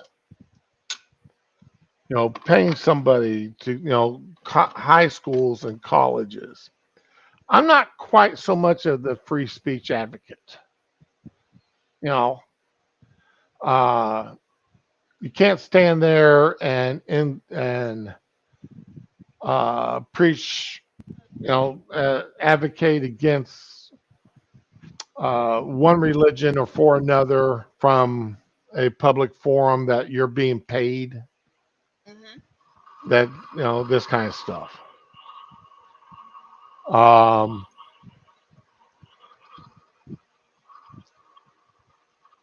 if you want to say it on your own dime, more power to you. You just can't say it on the taxpayer's dime Right. because that's the taxpayer's money being paid. Doing this. So anyway, there CUNY is now under a lot of grief and aggravation now because uh, a lot of Jewish groups and other groups are now demanding that CUNY lose their funding Yep.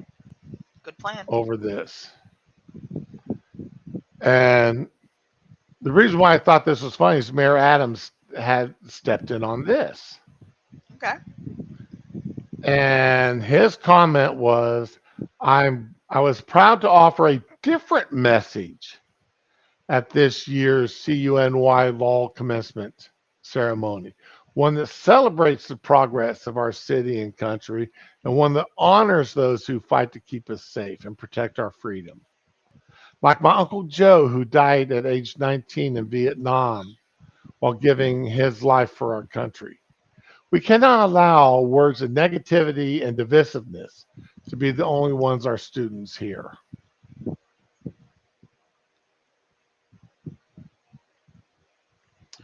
Yeah. And then, of course, Adams, of course, was booed during his speech. Of course. New York, New York is, I grew up, I've never been to New York City. I've been to New York State. I've never been to New York City.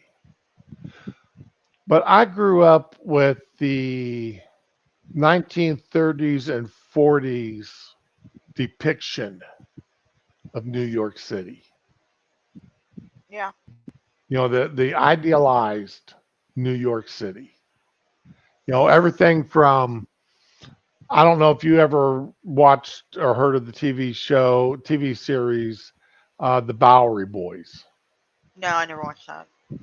Okay, you probably never even heard of them, Probably not. but okay, the Bowery Boys was a very interesting.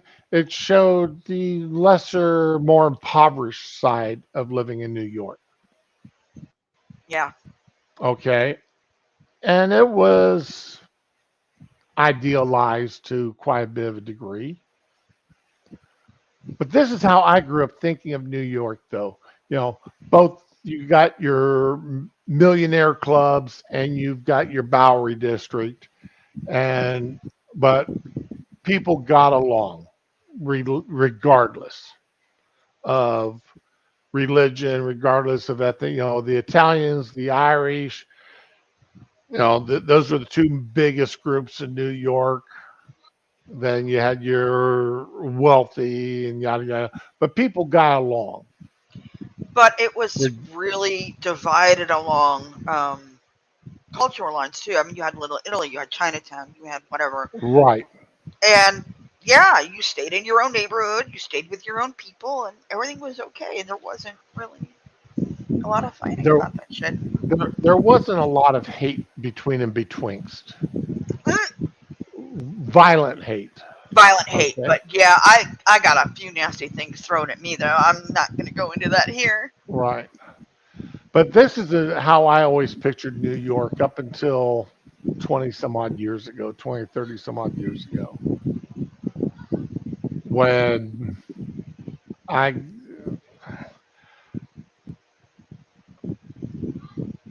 it's not the New York that It's not the New York I no, grew up with. Nope. it's right. And it saddens me to see that. It saddens me to see this kind of hate comes in, especially a city that was, the one of the cities that was the main draw to the country. You Hmm. know, when somebody from France or from England or Germany came to the United States, Washington D.C. and New York were two of the places they wanted to visit. And L.A. LA was huge, Hollywood Right, and LA. And that's what, you think about it. A lot of the movies in the 80s, they're based in Chicago, LA, and New York. Unless it was like a military or intrigue thing, and then it would be Washington. right. And to see this kind of hate coming in from, being espoused at a law school graduation. It's been a long time coming, though. It really has. Yeah. And why is it? Uh, I wish I could remember what this guy's name is. He did it at Berkeley. Is what reason why I remember this. He stood out front of a Berkeley college, Uh oh. waving a Palestinian flag Oh, with a fuck. big sign in front of him, uh, with some rather hateful rhetoric towards Israel. Hmm. Right. And the college kids from Berkeley come walking by, they're high fiving him and cheering him on and everything else. Right. And he did this for several hours. The next day, he came back with an Israeli flag and a sign not hate towards anybody, but pro Israel statement on it. Okay. And people were throwing stuff at him and, walking by, giving him the finger, shouting F you and everything else. Hmm. And it really made me wonder, and it still does. I don't, you know, how is it that such a small country has so much hate? It's all about the land. Location, location, You location. know, I mean, the country itself is not that big of a player on the world market. They don't have the economic power. They don't have the military power. If it wasn't for the United States basically saying you mess with Israel, we're going to come around and Hmm. stomp on your ass, Israel would have been wiped out decades ago. You think so? Yeah. Okay. Yeah. The entire Middle East going in after them at one time. Yeah. I mean, and I'm not talking, and I'm not meaning I've met when I was active duty, I met IDF people, Hmm.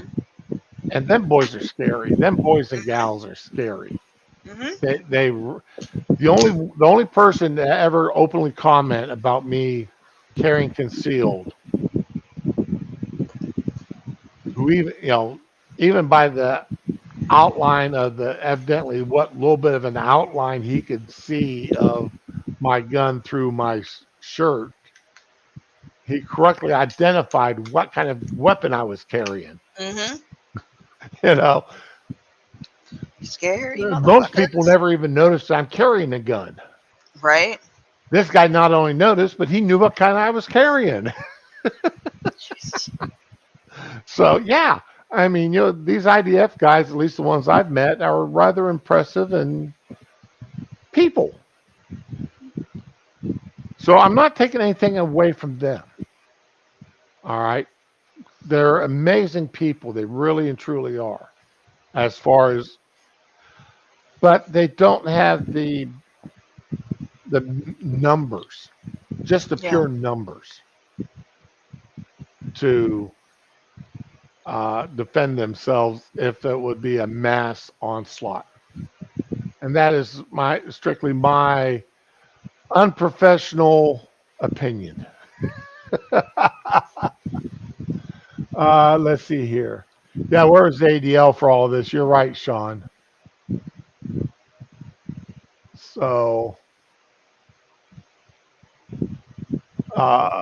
okay, when you said looks funny, I'm assuming you were talking about the picture of the hat that I was wearing, that I got there. Well, yeah, Data, you're right. I do know that. No, yeah, of course, Israel has got nuclear weapons, right? And if they were to use the nuclear weapons, they'd be destroying themselves at the same time. So it's not something that they would. I mean, that's that last man pull the switch. Like we used to joke about by parts of Miami. Will the last American please shut Hmm. off the lights? The last American leaving. And that was a joke told to me by a Cuban who lived in Miami, Hmm. a Cuban immigrant. We all get it. So, okay, let's see here. What else I got here? All right. Uh oh. Bracing Ah, myself. you hear me rubbing my fingers together. Yup, yup. All right. Oh, wow. This has been a fast 2 hours again. We'll probably go long today, if you don't mind there, Ms. Ramen. It's fine. I got nowhere to go. Oh, okay. Since you're on and you are the one who so evilly, What? No, I didn't do and anything. you are the one who so evilly introduced me to Oh no. the Little Debbie ice creams. Oh, they are so fucking. You know what? It isn't. Man, I love those shits. I love them so much. Yeah, they're good. I'm sorry. I'm gonna shut up. What are you gonna show I'm me? going to, if you have not had this yet, the I don't know. Dr. Pepper float ice cream I by Bluebell. literally. Okay, I like Dr Pepper. Not. I'm not a fan of Bluebell ice cream. I know it's gonna get me hate. No, Excuse me. Oatmeal. I don't think I'm getting that. I love Dr Pepper. this stuff is delicious. Really? Let's put it this way. You see that big container of Don't Bluebell tell me ice it's cream. gone. I ate that in 2 days. Yeah, I like Dr. Pepper, but I've been getting Dr. Thunder because I'm fucking broke. So I don't know. I mean, if they had a small container, I They would do have it in try small containers. it. Okay, I guess I'll try it, but The wife went to buy it and she couldn't. They were sold out of the small container, so she bought the big one. yeah. And I ate it. I did share some with my son, and I did share some with my. Well, my son didn't like it because he doesn't like sodas anyway. Yeah, I don't like floats like that. But my daughter, I shared some with my daughter-in-law and grandson, and with my wife. They each got a bowl. I ate the rest of it. Uh, So it is delicious.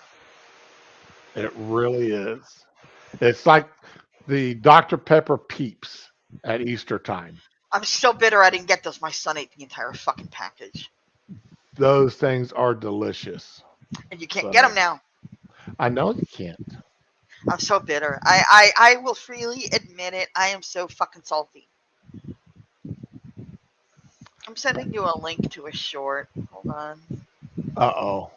Now you don't have to play it now. You can play it later. But I thought it was funny. It's basically girl thinks she's going to meet like a 15-year-old older kid. 12-year You old know? girl meets stranger off of TikTok. Yeah. Okay, so why not turn the audio on This is and some shit I would do honestly if my kids were not autistic. I would totally pull this shit with my kids.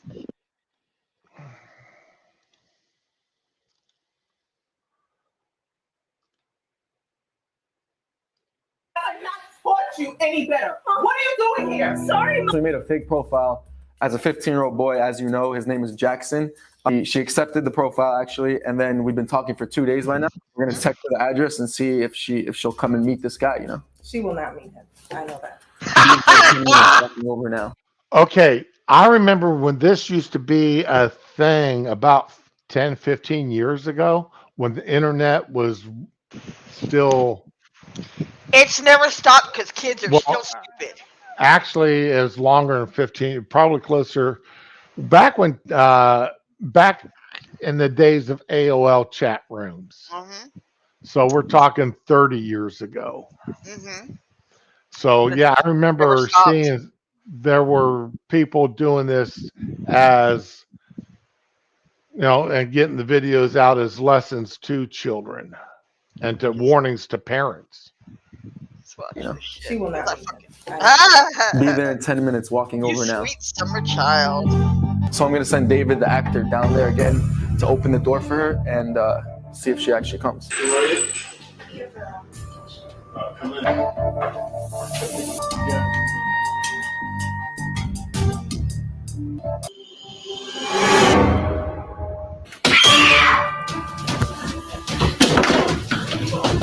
Oh, that's Mama in the mask. That's what I want to know. This could have gone a lot worse. Have I not taught you any better? What are you doing here? Sorry, Mom. What are you talking about? I'm sorry. Interesting. You don't need this. She took the phone. I know. Okay, that mom was not born here, and I bet she was embarrassed as fuck to see her daughter fell for that shit. She not only was embarrassed. Did you see the anger in her Yep, face yep, and in her yep, voice? yep. That's what I'm talking about, man. That Nobody wants their girl to be exposed as a hoe on an app, and that girl got exposed as a thirsty ass hoe, and mom is mad. Are you sure is as a hoe or is more of being an innocent It's a little bit of both. that was you know ignore Naive, yeah, yeah, yeah. a naive girl who just got one hell of a wake up call. A little bit of column A and a lot of column B. I think, because that's a cultural thing. You don't want your daughter being known as the neighborhood hoe. And there she is trotting off to meet some guy she's never seen on TikTok. and she's 12. This doesn't bode well for her future. Mom had to snap her out of that shit. But yeah, Well, I mean, it's not just women. I mean, it's just not girls. I mean, grown ass oh yeah, adults. yeah. But um, yeah, I can imagine her stomach just dropped when she saw that fucking mask. Yeah, yeah. I bet she won't pull that Oh shit again. my! I mean, I was not expecting Mama to step out wearing that mask, so that I caught me was, totally by surprise. because that's some mom shit right there. She scared the hell No, out of me. mom. Well, my mom says she'd come out swinging a belt. That Yeah, been but if that doesn't that'd have the been same impact. That doesn't have the same impact because it's like, oh, mom doesn't want me to have fun. She's mean. That that's just fucking scary. That'll drive it home. if that had been my mom, she'd come out swinging a damn belt. And if you were Yeah, lucky, she was holding the buckle. yeah. I got hit with the buckle once, and my neighbor is called CPS. Well, they used to call it welfare back then, but yeah, because I had a long split on my leg. That buckle just cut me open, and yeah, they thought they were being fun shit. They went and called, and yeah, no, that didn't go so well. What does CPS do? Anything? They interviewed me privately, like in the hallway, and they're like, "How that happened?" I'm like, "My dog jumped on me because I had two dogs, or my mom had two Right. dogs, and their nails were friggin' long." So I was like, "The dog jumped on me," Ah, and so they you kept. covered that up. Okay. Um, yeah, foster care back then wasn't great either. Okay, so I mean, that's in the 80s when you don't have the fucking internet to say, "Hey, please help me. Here's a picture of where I'm living. I can't live like this." Has Um, foster care ever been great? no, no. I'm sorry. I mean, my dad grew up in a foster home. Well, back and when he grew up, it was called a children's home. There'd be Hmm. 80 to 120 kids sleeping under one roof. Yeah, and that was an Okay, and establishment. yeah, and It was so pretty much an orphanage. Yeah, it's yeah, pretty much it was an or. And the thing was, is both his parents were alive. yeah, that happens. Yeah. All right, it's just his parents were divorced, and dad was in the army, and mom couldn't care for him. Well, that worker just kept repeating the same questions over and over, and I was getting tired. I'm like, "What are you doing?" And I'm yelling in the hall so the neighbors came. "What are you doing? Get away from me! Don't do that!" And then you hear the doors opening, and then the worker's like, "I gotta go." She wasn't doing a fucking thing, but I was Right. getting annoyed. Good. Shh, shh, shh, shh. Go, go. Down there.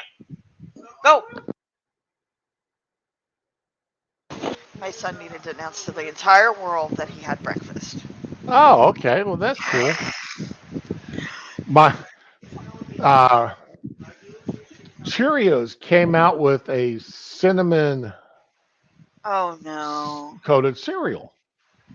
So I actually happen to like Cheerios. I like the multigrain Cheerios. Those are kind of sugary for me, but they're really yummy. So I asked my wife to pick me up some. Oh no. She did. I bet they were good too. I don't know because she didn't buy any milk to go with it. Okay, that's good. You got me. That's good. Well, if you guys make breakfast like a cooked breakfast every day, and you don't normally use a lot of milk, I can see how she did that. Well, the only time we usually buy milk, all right, I mean regular milk, not this almond crap the wife drinks Don't get in me her started. coffee, okay, is usually if I'm baking or if I'm making something where I need milk. That's Yeah, about the only time. Then know, she may buy a quart or a half pint or a pint, depending on how much I need. So, but she goes and buys me this big, and she bought it from Sam's Club. So it's this huge box of milk. or I mean See, of cereal. I usually see them as okay. Did at least have two separate bags. Yes, Okay, well there's that at least. but she Yeah. didn't buy. She didn't buy me any milk to go Milk. with it. I keep wanting to say, so how did it taste? And I can't. It's like the fact that she didn't buy milk isn't connecting for me. So I'm stuck on this loop. But how did it taste? I wish Um, I knew. it probably tastes like cinnamon toast crunch, which I fucking love, but has so much sugar. Yes, I I know. if it weren't for the sugar, I would have that every fucking week. But I can't do it. But So it was so good. that's okay. I got my revenge on her, Oh or no! What did you do? I am getting my I did get my revenge on her as far as that goes. Hmm. She wanted breakfast this morning before she left for work. You poured her a bowl of dry cereal. No, no, I made her an open face omelet. Okay. All right. But see, she likes either that crappy American cheese You mean or individually plastic wrapped? yes, Oh God, no! Please no. okay, or she likes a mild cheddar cheese. That's actually really good. I'm Okay. down with that. She does not like pepper jack or sharp cheddar. I'm okay if it's melted over something with the sharp cheddar, like if it's part of macaroni and cheese or an omelet, like you said, or whatever. But Right. a pepper jack is too peppery. I'm sorry for me because I'm a loser. Well, uh, she got both sharp cheddar and pepper jack. Oh no, that's just mean. and That's what I horrible. and what I did was I put the pieces of that down. Then I put a piece of her plastic wrap cheese over top of it. You know. Well, it's like my son. Okay, my son hates birthday cakes. He's never liked a birthday cake. Are you fuck? Okay, does it matter what flavor it is, or It he just doesn't hates matter. all? Okay. He does not like cake. Period. Wow, that's a sin. From the time he was 3 years old. So every year for his birthday, starting when he was three, I've made him a pizza. Oh, that's sweet. Okay. Then I'd make it in the shape of the number. Aww. All right.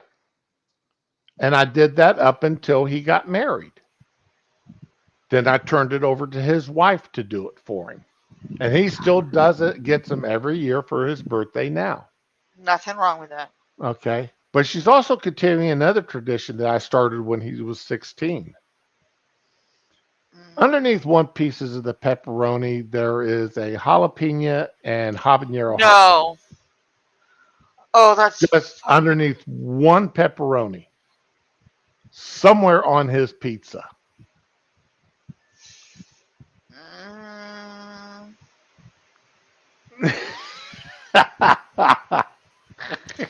you know, that's not the same as, putting the baby in the king's cake. No, I'm just saying. but it's always fun watching him eating pizza and he's chowing down on it. Then all of a sudden he hits that one Mm. piece of pepperoni. And she still does it to this day. Oh, that's horrible. That's fucking horrible. And you're laughing.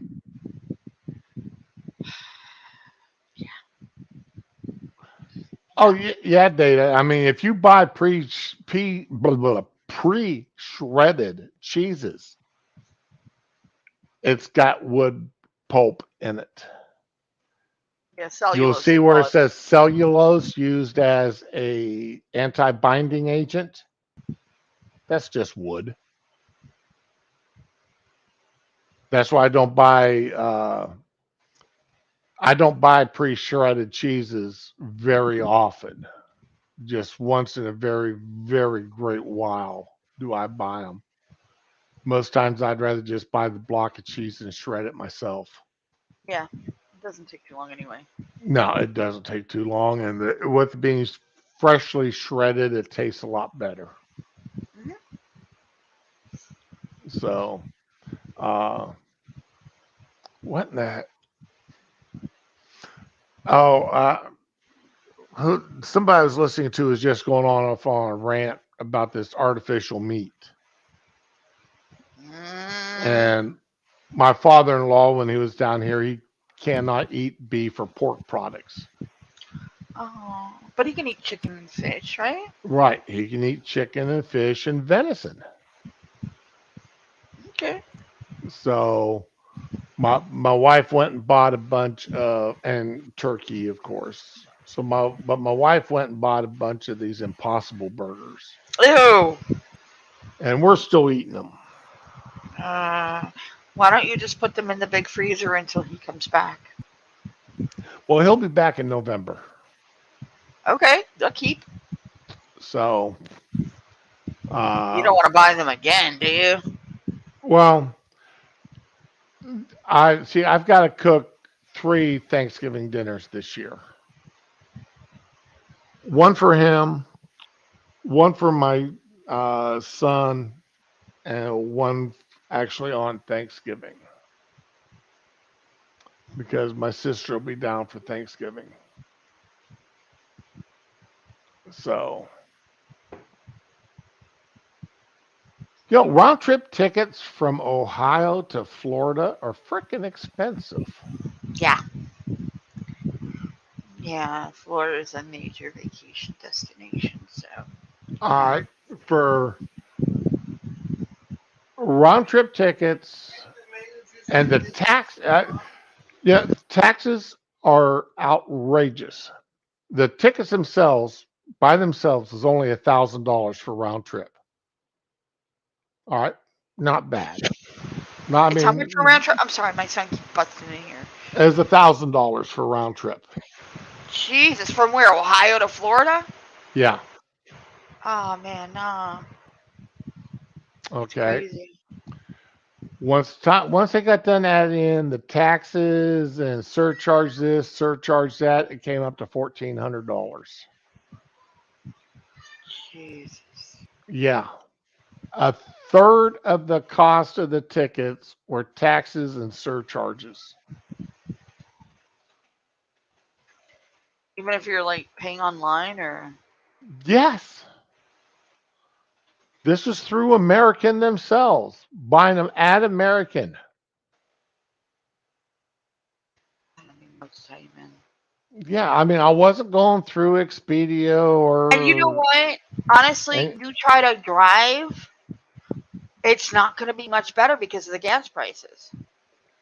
oh, my sister can't drive. I'm just My saying. sister can't make that drive. Even if she could, man, it wouldn't be much better because, and then you have to stay overnight and rent a room and the Right. gas and everything else. But those are non-refundable tickets. Lovely, Do you know what refundable tickets would have cost me? way more. Double it. I believe you. Double it. And to this day, I'm like, well, did I make a smart decision in taking the cheaper route and non-refundable that basically if for some reason she can't fly down that week, I've got to fly to Ohio and back within a year of the day I bought them Hmm. because the tickets are good for a year from the day you buy them. It's crazy. So, but then the way I sat down, the way I figure it is if she can't fly down, there'll be a reason that I'm going to have to fly up. You know what I'm saying? I know. You're gonna So, lose either way. well, I'd have to go up and find out why she couldn't fly down. But, Uh, you know. you know, her health took a serious enough drop that I've got to fly down or fly up there. But anyway, um,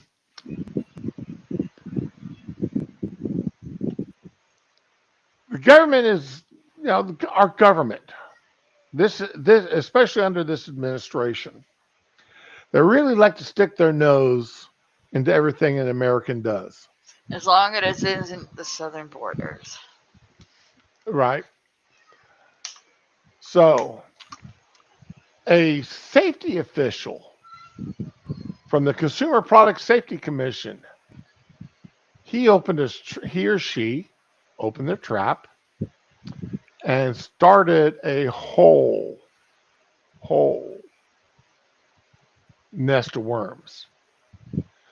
Safety officials' remarks about possible gas stove ban fuel hot GOP takes about Biden. All right. Some, an article, this is from last week, quoted a member of the U.S. Consumer Product Safety Commission saying the agency was considering a ban on gas stoves.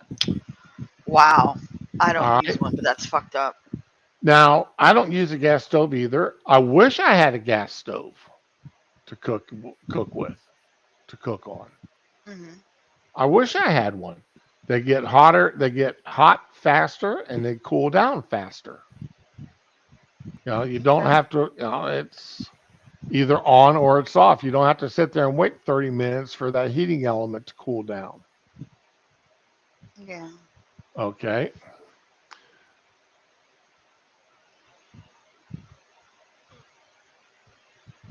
So gas stoves are the next thing the Biden administration is coming after. Washington bureaucrats should have no say in how Americans prepare their dinner. So all this hell's going up because somebody just happened to mention that the Consumer Product Safety Commission was considering banning gas stoves because, well, reasons.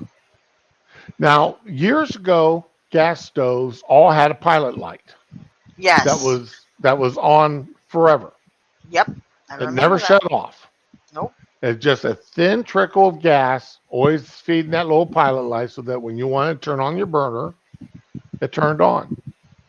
And that was because people got tired of having to keep matches around to light their gas stoves. Used to be you turned on your knot, you lit up a long handled match,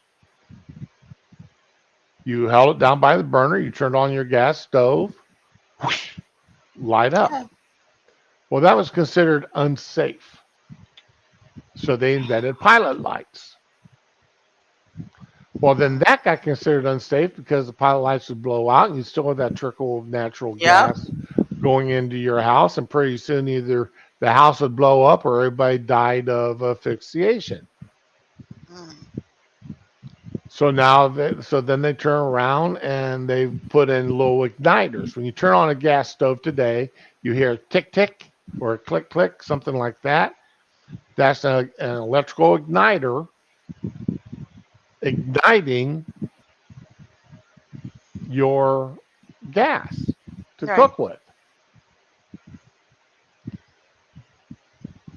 Well, for some reason, the Consumer Product Safety Commission felt that gas stoves are no longer safe.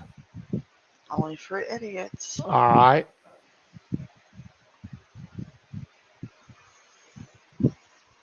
So when it got questioned about later, the spokesman for the Consumer Product Safety Commission said there is no official proposal on the matter. And any action to regulate gas stoves would involve a lengthy process.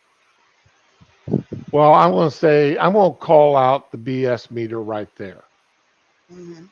All right. That Consumer Product Commission has a lot of power. And they ban stuff all the time on very short notice. You know, oh, this just came from China. Let's test it for lead paint. Lead paint is banned. Oops, sorry. A child can choke on this. Ban it. This piece could break off and it's under this size. Ban it. So, there is no lengthy process to it. No. All right. Then they come back and say, well, it's like this. We're not talking about banning old stoves. We're talking about regulating new stoves. Oh God. Okay. So when you start regulating new stuff, that drives the price up and it makes supply of these new products very hard to get for a while. Diminishes the supply. So therefore the prices go up even higher. It's a supply and demand. And then of course, here's the tweet. To be clear, the CPSC isn't coming for gas stoves. Regulations apply to new products. For Americans who choose, in capital letters, to switch from gas to electric, there is support available. Congress passed the Inflation Reduction Act, which includes an $840 rebate. Interesting. Interesting. Now explain something to me. How is it Congress knew, the Democrats in Congress knew to put this rebate if you went from gas to electric, an $840 rebate? Still If won't cover the there, cost of the new stove. but how did they know to put that in a bill that passed over a year ago? If the Consumer Product Safety Commission is just now considering doing something about gas stoves. You're asking the wrong person. I mean, does somebody have We a all Ouija know it's a board or a crystal ball or something that we don't know about that they can see into the future? We all know it's a scheme. It's a All scam. right. It's a plan. We all know this. Come on. So, our Congress, our Republican House, decides to call the Department of Energy up Yeah. Okay. and say, hey, people, we want you to come up and talk to us Mm, about this. We do they need some really? information from you. And being as we control you by power first, we have oversight. We want you to come up and answer some questions for the American people. Because the American people, hey, Becca, morning. The American people have the right to know what you guys are talking about doing, what you're thinking about doing. Energy Department officials refuse to testify at House hearing on gas stoves. Of course they did. They didn't even show up. They were under subpoena and refused to show up. Of course, there's no consequences. Oh, of course, there's no consequences. It's like a subpoena Not is just a suggestion, an invitation. unless it's the currently Democratic controlled Senate, and then you go to jail. If you're a Republican, especially a Trumper or someone like that. And then if you refuse to show up, then it's actually a crime and you go to jail. Top Department of Energy officials refused to testify Wednesday at a House Oversight Committee hearing on efforts to regulate gas stoves, prompting sharp criticism from senior Republicans on the committee. The panel had invited two DOE officials to testify. Alejandro Morano, the acting assistant secretary of DOE's Department of Energy, Efficiency and Renewable Energy, and the office's deputy assistant secretary, Dr. Carolyn Snyder. I think I actually got Alejandro's name pronounced correctly there. Yes, you did. I was very proud. For somebody who never took Spanish past seventh or eighth grade when it was required in high school or Hmm. in junior high, I didn't do too shabby there. No, you did very well.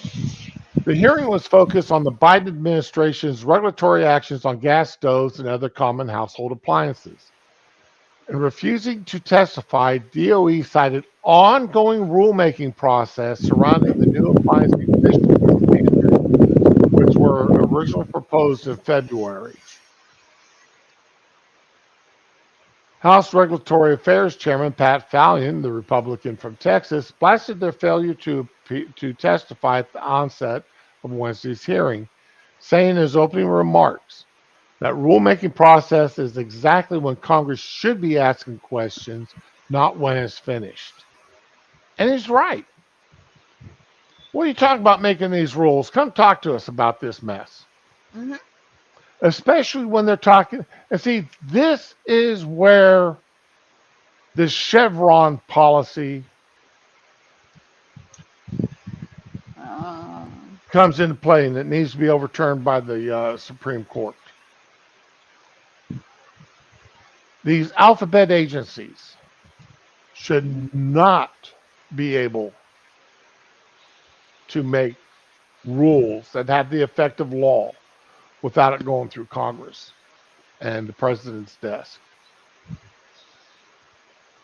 And yes, I know it's going to slow down any of these rules. Guess what? I don't care. These rules should be slowed down because that way the American people know what in the hell is going on.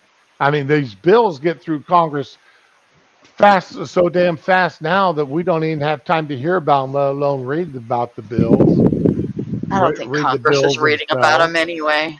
They're Oh just yeah, pushing them I mean, in. and that's one thing I have to give this Republican House credit for. That no bill can be voted on for 72 hours once it's been submitted, so that every member of the House has a chance for them and their staff to sit down and read it. I just wish they would have another one there that no bill could be more than say 10 or 15 pages long. Damn, I get tired of sitting down trying to read 100, 200, 300-page bill.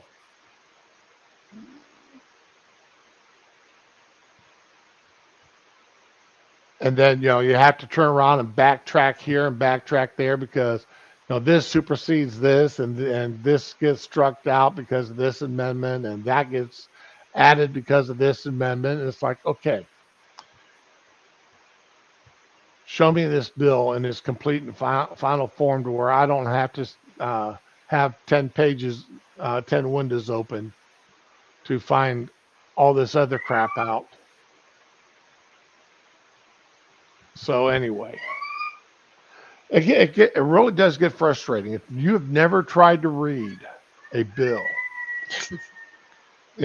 some of these longer form bills, even some of these shorter 3 and 4 page bills, sometimes you still end up having to have a half a dozen windows opened up or tabs open to because of the they're referencing this and they're referencing that.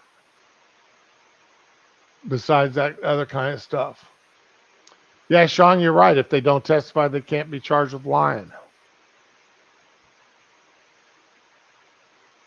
And again, that's a problem. Because if they're not showing up to testify,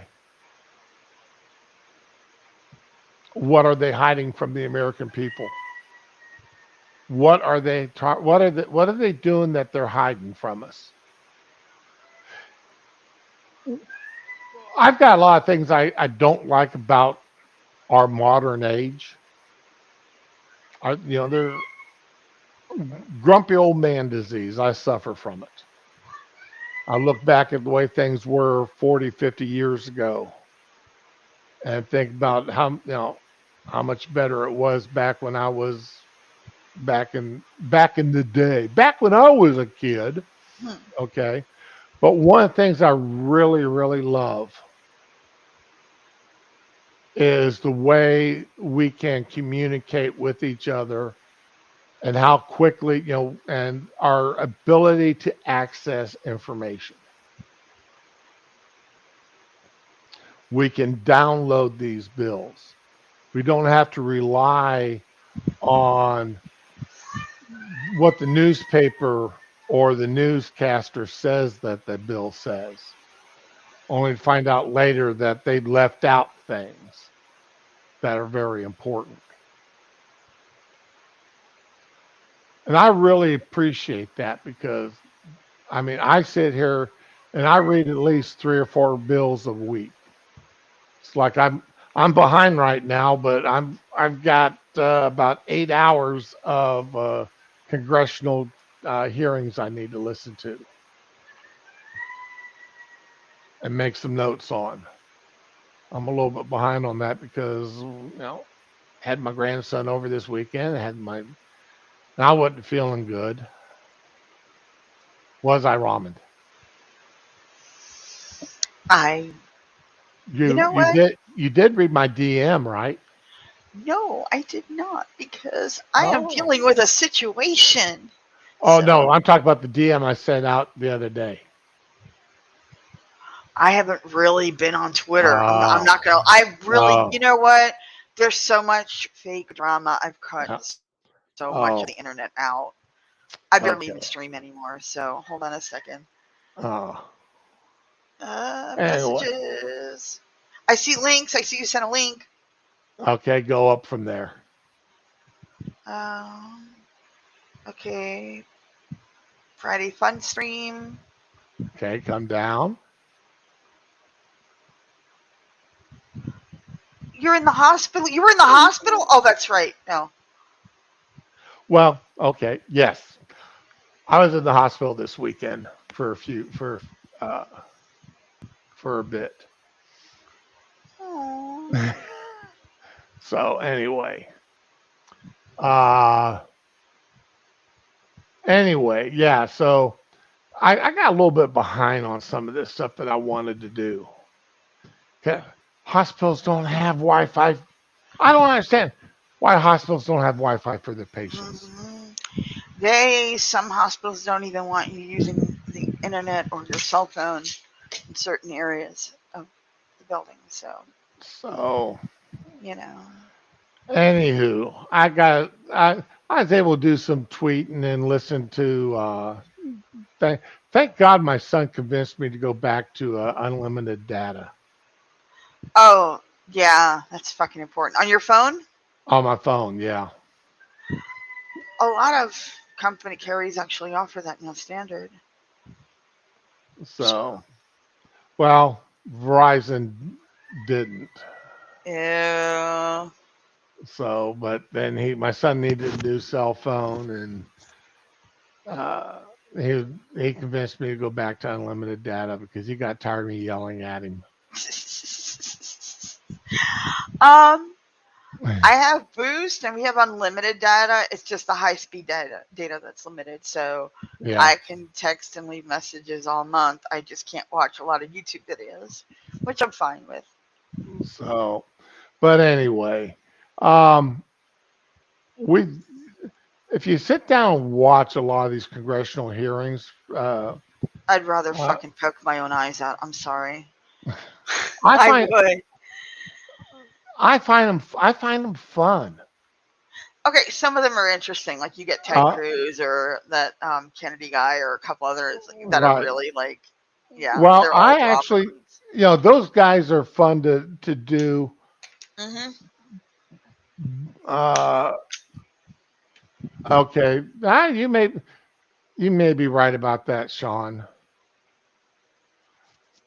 But then any IT, there is such thing as having two different Wi-Fi's, one for two different internet systems, one for because we actually have 3 different systems there at the hotel I work at. One for the office work, one for the customers to use. Then we have one for our actual communications back and forth between our computers and that's not even a Wi-Fi. That's hardwired. Networking. It's an actual hardwired network for our computers to communicate with corporate.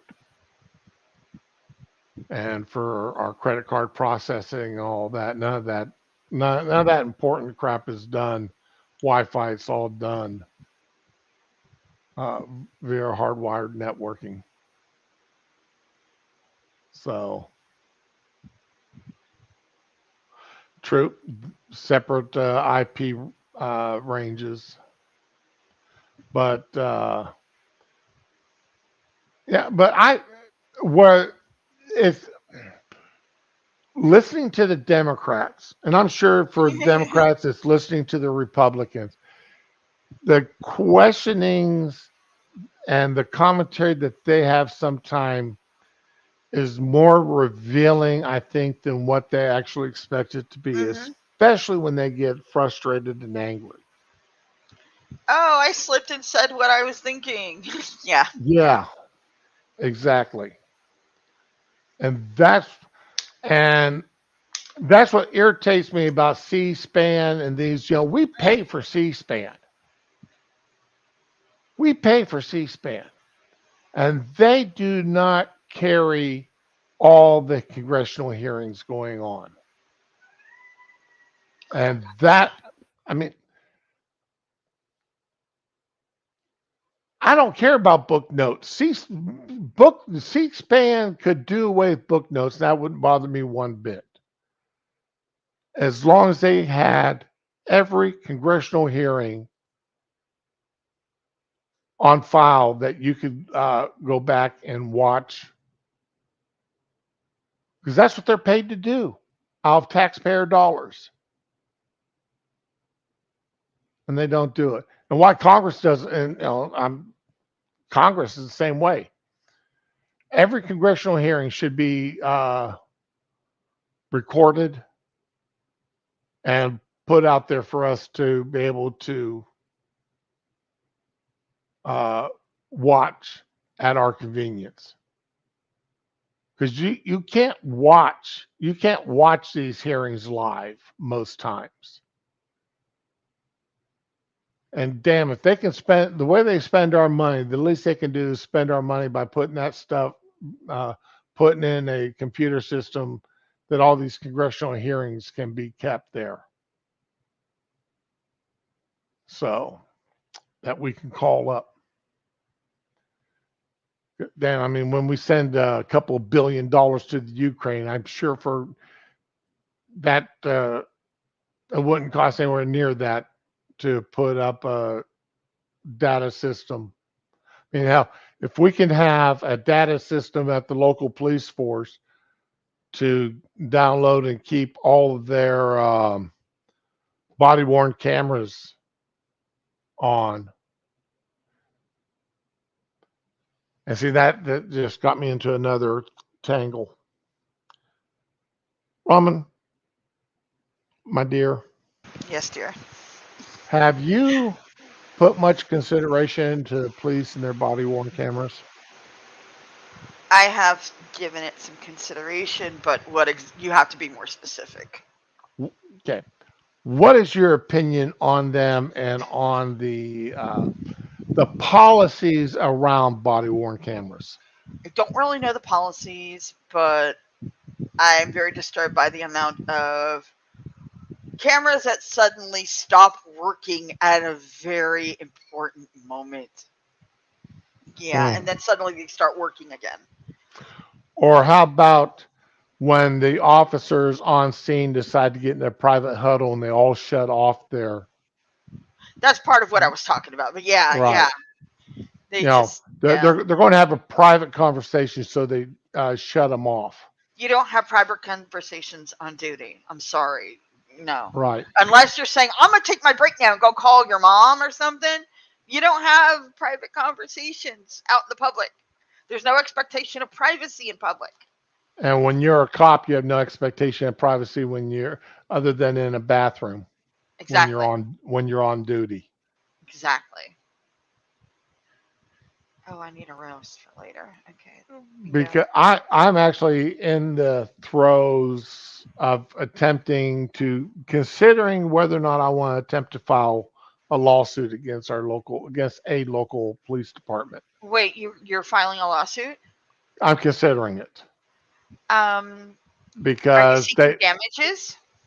they refuse to release their body warrant, their camera. Right. Are you The seeking? I could be.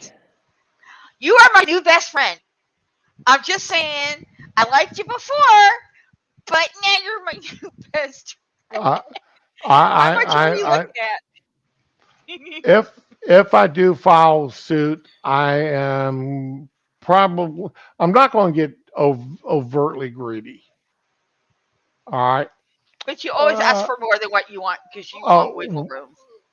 well, right. I'm probably going to be asking for a 500,000 to start off with. Oh my All right. And God. And forget me when you make it. after lawyer fees and everything else, if I can walk away with 100,000, I'll be happy. Oh, 100,000? After Uh, lawyer fees and everything else. oh my God. Okay. Then you need to raise the ante a little because lawyers are expensive.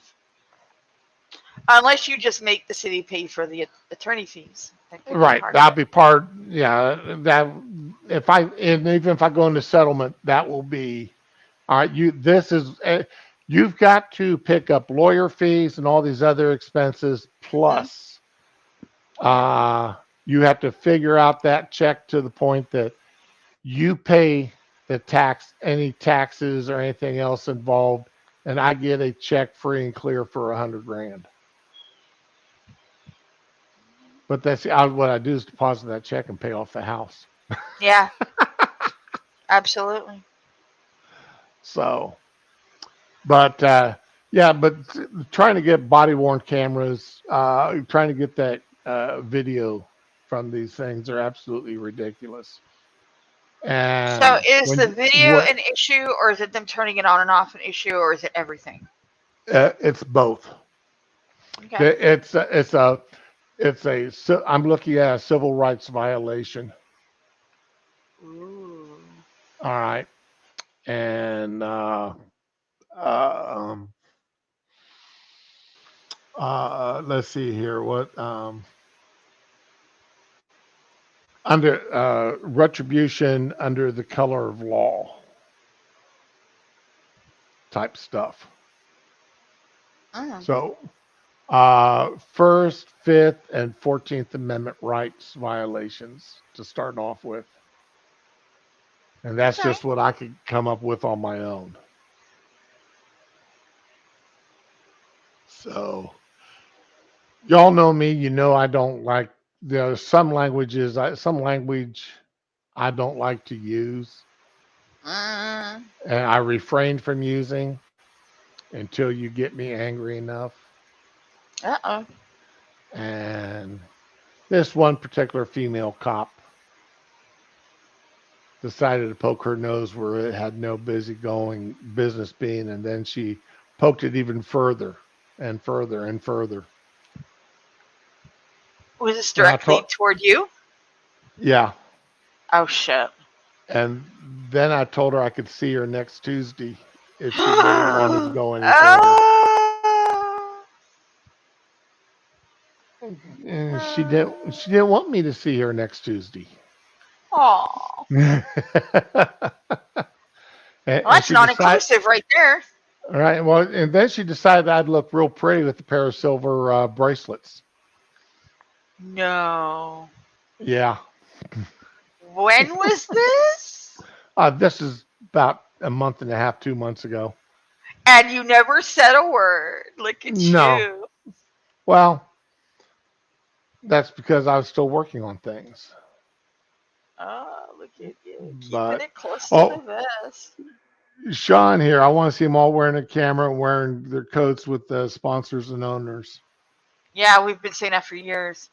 You know, you could have called me for bail money. I'm just saying, you're like the one exception to the rule. You can call me for Well, bail. uh, okay. I was only held for about 45 minutes in the back of the car. That's bullshit. So, That's bullshit. yeah. But that's, you know, um, anyway. Uh, Anyway, yeah. But I honestly though, and from the moment the cop arrives on scene to the moment that they are no longer involved whatsoever, and I Yeah, mean, that if camera needs to stay on. that camera needs to stay on and never be shut off. They should just disable the on and off switch on the damn thing. Well, and I disagree with that because I don't want to be hearing them going in the bathroom and taking a leak.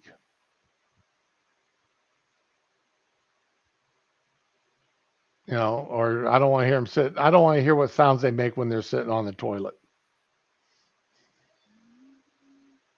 They can edit that out later, right? So They can. You know what? I would be okay with a mute button. no, I'm That had. that mute button is what I'm saying. They should not be able to mute.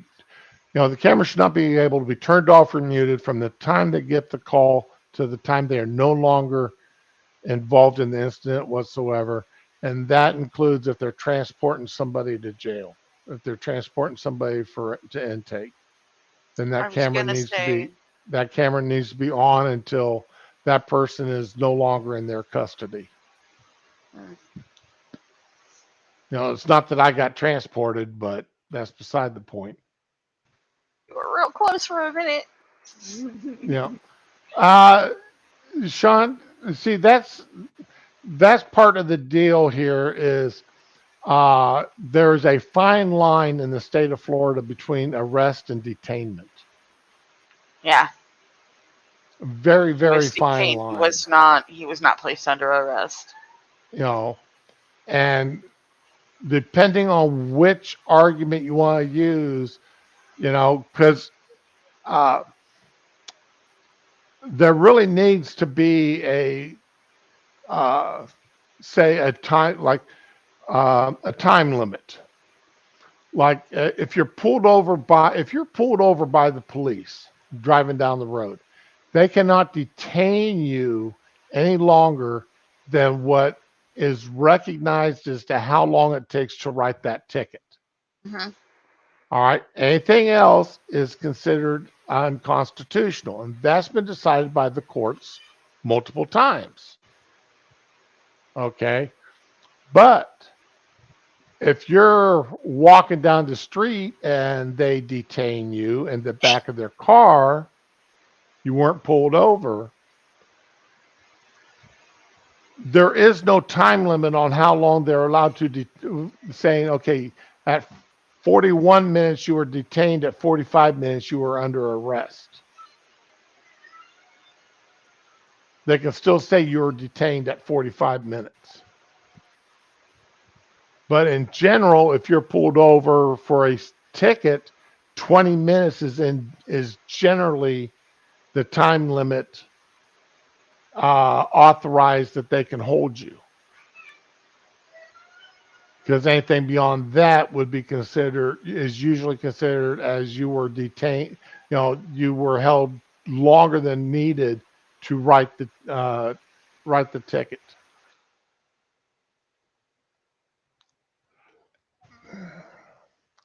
Well, Sean, a lot of times they automatically put cuffs on you for officer safety.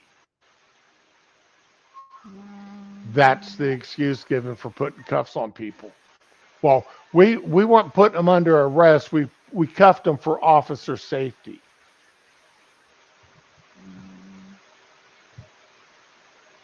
Really? Uh, it, it's like a friend of mine got pulled over. Another gentleman my age, he got pulled over last week, and they pulled him out of his car and did the I smell marijuana from your on the inside of your Yeah. car. That gives us a reason to search your vehicle.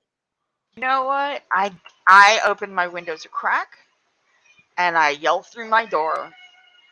And if they can't understand me, that's on them. So at that well, see, then at that point they can tell you to get out of your car. Even if you open it up like a little You, bit, they they can tell you to get out of your vehicle at any that's time. bullshit. Oh, That is a Supreme Court ruling going back at least, I think, about seven wow. or 8 years. That's bullshit. So, oh yeah, Sean, I agree with you. But yeah, the this is, and see, I come up with the solution to this marijuana or this. I My nose is giving me a reason as to uh, give me the right to search your vehicle. Officer gets two tries in their career. If they did a twice in their career, they pull you over or whatever, and they say, "I smell marijuana in your vehicle, therefore I'm going to search it." They do it twice and they don't find any marijuana in your car. They are never allowed to do that again. Yeah, that'll never happen. Never. No matter how strong of a stench is coming out of your car, you can be smoking it in front of them in a blunt,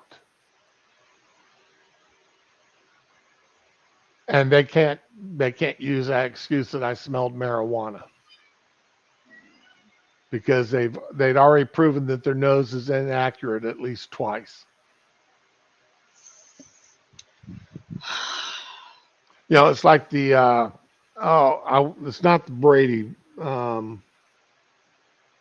I can't remember the name of it now, but there is such a thing as police officers put on this list,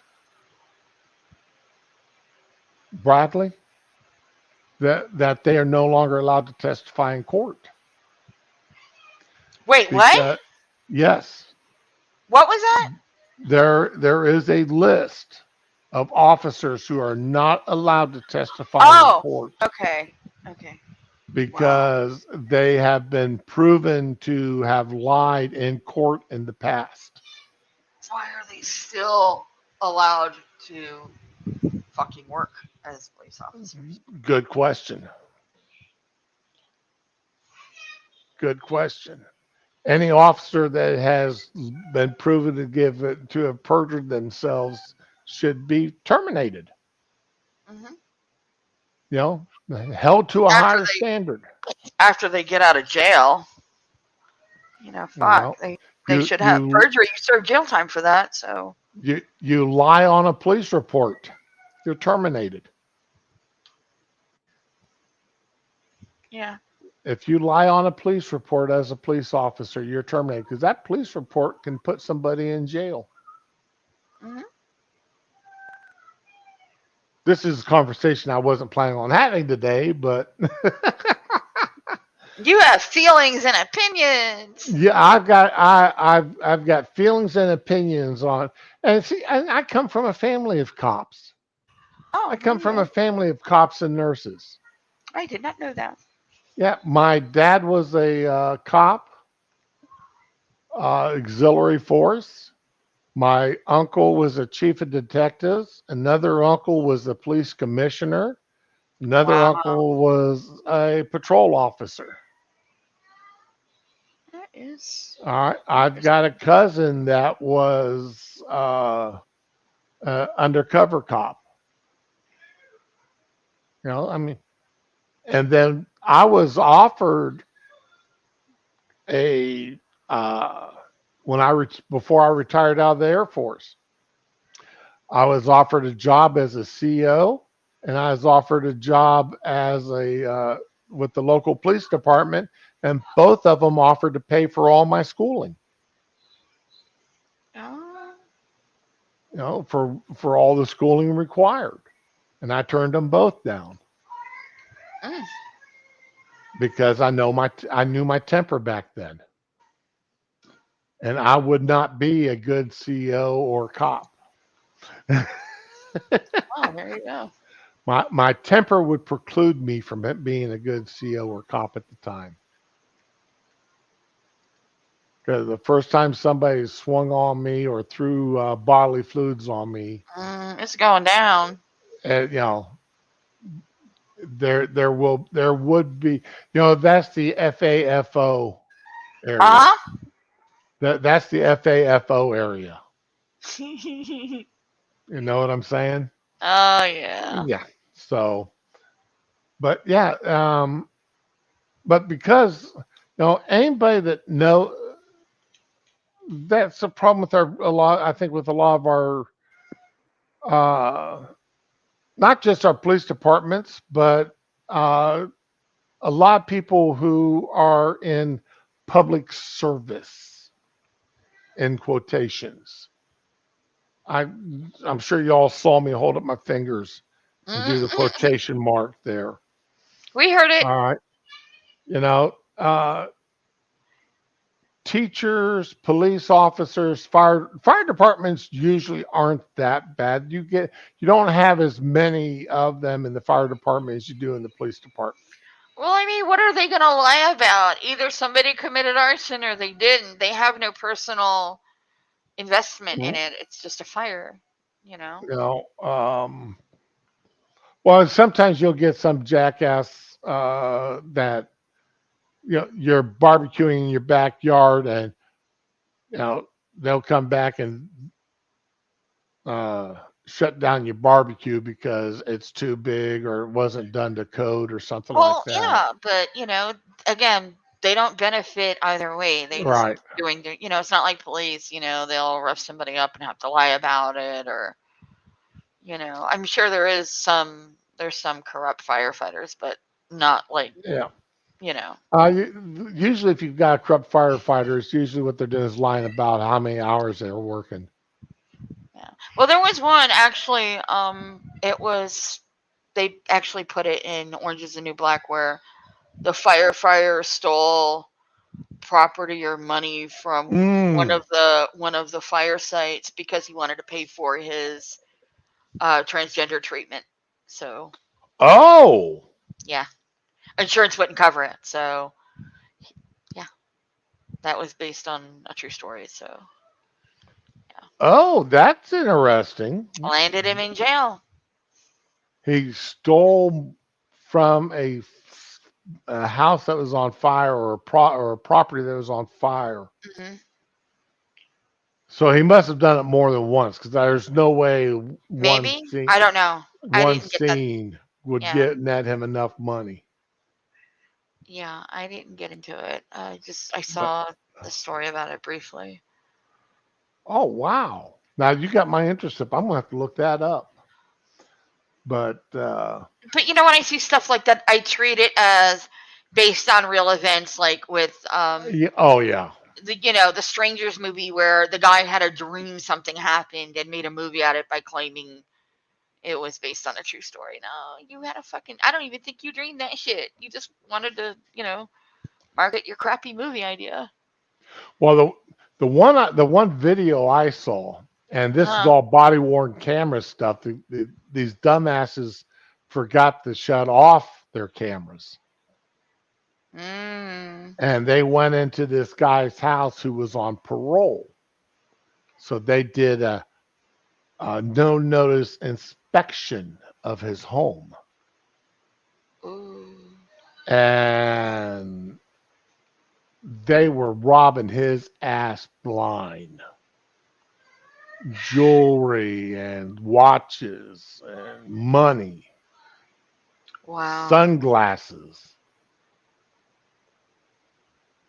Yeah, they were robbing his. That this guy had some serious bucks, and he was definitely one of them top tier criminals, top Yeah. tier income earners that got caught up in some petty larceny or something and was on probation. But anyway, uh, no, I just it's like the unions. I don't Mhm. think anybody who works public service should be allowed to join it. There should be a union for them. You don't have a right to join a union unless you're in private employ. No government employee who's sucking off the uh, taxpayers' teat Mhm. should be allowed to join a union and then go on strike to demand higher wages. So I don't care if you're a cop, a firefighter, EMT, or what. You did not. They, it's like I don't think public and a local cop should earn more than medium income. Okay. Okay, for the area. If I, the chief of the police chief should earn more than twice medium income. For the simple fact, you can't. Why are you as a public servant getting rich? Mm-hmm. You have a good one, Data. Did you post your link to your eBay account? Yeah, there you go.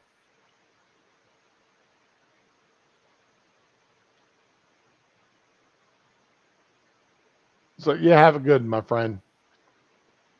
But yeah, there's going. It's all there. It's all stuff that needs to. So some of these cops, one local or cop in neighboring town over, he got busted. He was a jerk, planting evidence. Ah. Right. Turned out this guy as a basically a patrol officer. Oh no. All right, was making $100,000 a year salary and overtime. Wow. All right, I mean there's no, that is way above the median average, the median income of anybody in that county. Mm. You know, patrol officers. You don't go into public service to get rich. At least you shouldn't. Yeah. But I'm that again. Yeah, that's Yeah. that's one of the areas my son and I disagree, and my wife and I even disagree. And they tell me I'm just being a grumpy old man when it comes to it. I'm sitting there going, but they're taking my tax dollars. Mhm. And I love it when the cop says, or teacher says, "Well, I pay taxes too." No, you don't. Ah. How can you stand there and tell me you pay taxes when every dime you earn comes out of a taxpayer's wallet, come out of other taxpayers' wallets?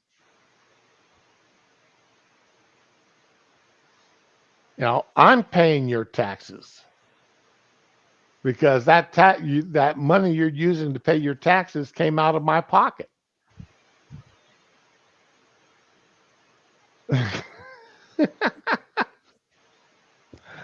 Well, my wife, yeah. You're getting. This is the kind of conversations I have had before I started streaming, and my wife, she was so glad when I started to stream. It's giving me a headache. Please stop. Go make Yeah, some friends. Go out and play. Touch grass. that exactly right. And we're going on to 3 hours. I'm going on to 3 hours here. 2 hours and 54 minutes and counting. And I've got 8 tabs open that I haven't even touched, and I'm not going to touch today. Mm. You know, and 3 of them dealing with Mayor Adams. Oh Lord. But yeah, but getting back here to this deal with uh, Department of Energy coming after gas stoves. One of the things and this is conspiracy me. All Mm. right, the deep dive conspiracy. All right, Uh-huh. we know that the power companies and such are pushing to have, and some cities like Los Angeles and such, your electrical meters. The city or the electric company can shut off your power to your house with the flip of a switch. Or they can regulate how much energy goes into your house. They don't have to come out to your house to shut off your power like they Right. used to. They don't have to send someone out to your power. They got a little computer program that they can throw a few a few key uh, taps on a keyboard and you lose your power. And we all know that the left is really pushing hard on the social credit. Hmm. You've got like Target with this whole mess that their gay pride thing Oh, that was beautiful. I'm that sorry. they're going through right now. I loved Okay, it. the reason why the companies do this is for that little social credit score thing in order to get loans and such. Hmm. ESG or something along those lines.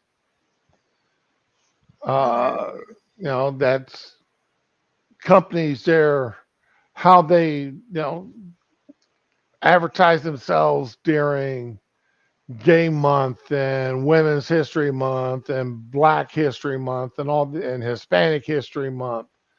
You know, all the if they don't reach a certain score, then their reliability as a company is downgraded. See, here's the thing, and more importantly, social activists are not consumers. And companies haven't gotten this yet. They're pandering to the wrong people. You're exactly right about that too. We've seen it in movies, we've seen it in comics, we've seen it just in every field where you can invest money in. It's just not working. Marvel and DC have destroyed themselves over this. Hmm. But imagine this. All right, me, grumpy old man shroom who likes to throw his and shake his fist at the sky. Hmm. All right, I don't say the right things. Okay, and somebody at the power company or somebody in Oh the local no. government finds out that I don't say the right things. They don't like the things I say. So all of a sudden, I start having problems getting electricity to my house. Mm, I can't cook my meals. I can't run because I had to get rid of my gas stove and now I have an electric range. So yeah. I can't cook my meals. I can't run my air conditioning. I can't turn on no lights because the local government or the local power company decided that I wasn't sociably acceptable. Mm, Now we see what happens. I mean, we've heard what happens in China and these 15-minute cities. You have to have permission. And if your social score isn't high enough, you can't leave your little district that you're assigned to live in.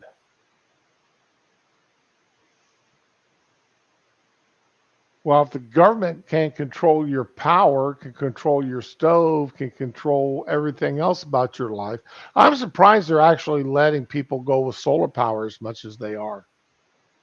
really? They've been promoting it. Well, I know they've been promoting it. And when you have got solar power, you have freed yourself of your county and of your local city Well, not. because they can't control your electricity.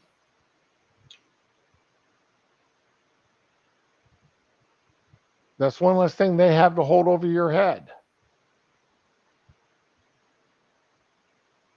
is your electric.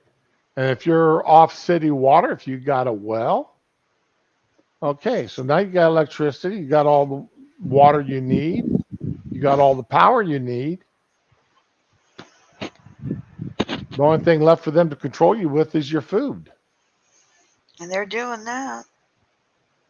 So yeah, they want you to go eat those impossible burgers and eat them They want you to ground pay $10 a pound for a for a hamburger, and and yeah, ground up mealworm pressed mm, into a steak like looking substance. man. When I was a kid, I read so much science fiction, Me too. and one of the staples of sci-fi back then was, you know, the algae farms that created everybody's food, Mm, and everybody ate what was grown off of the algae farms, and how it was made the different types of algae when combined would have a texture or taste of this or that, and they're always Asimov's robot series with R. Danielle Steele had that in there. Um, they had the community kitchens where everybody ate, and yeah. when you got to a certain level in your citizenship, then you were granted an apartment with a small kitchen stove in it that you Mm. are allowed to use once a week or twice a week, depending on how high of status you'd gotten, depending upon your job and everything else.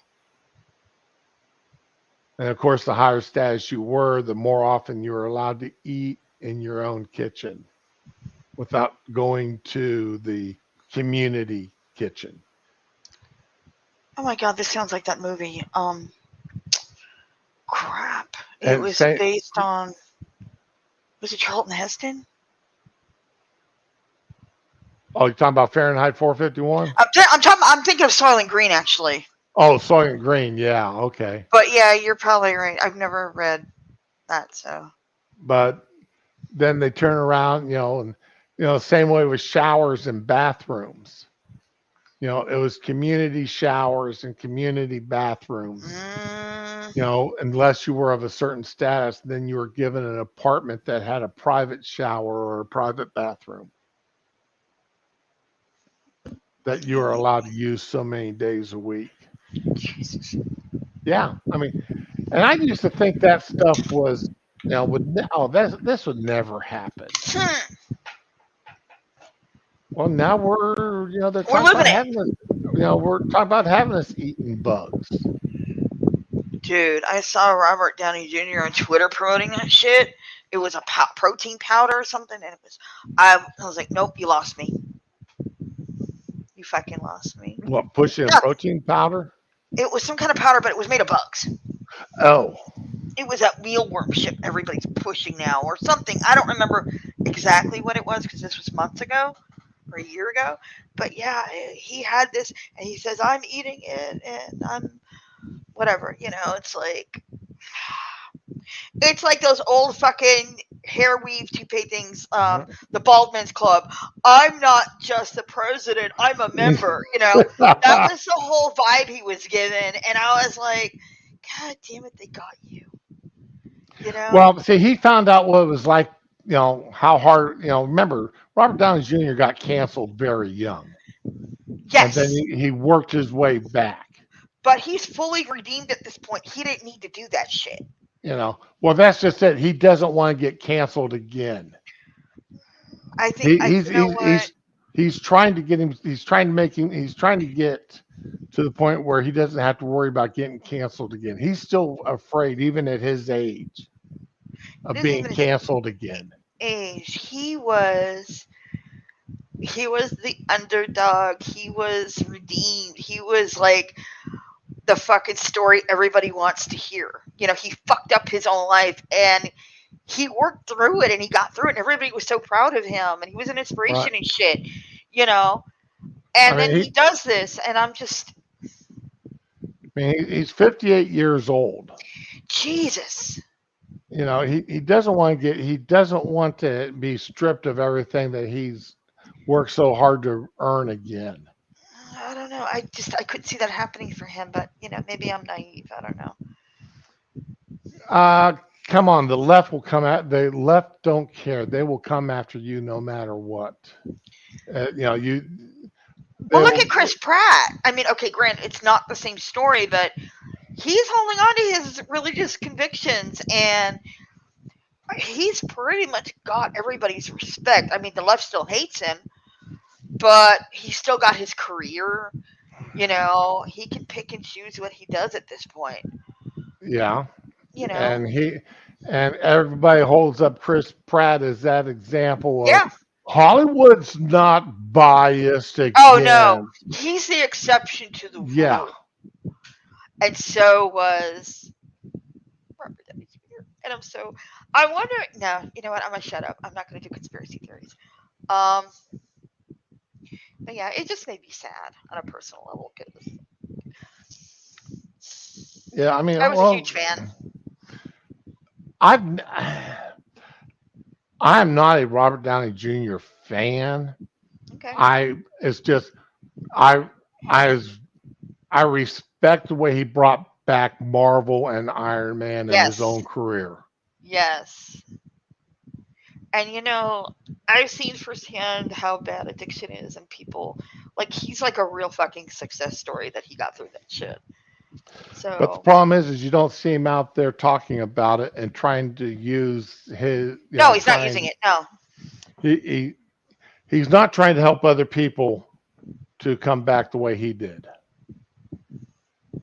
it's really rare to come You back the know, way he did, though. Like, yeah. But I mean, could he be using himself as an example to try and what he did and what kind of help he received sure, to help other people?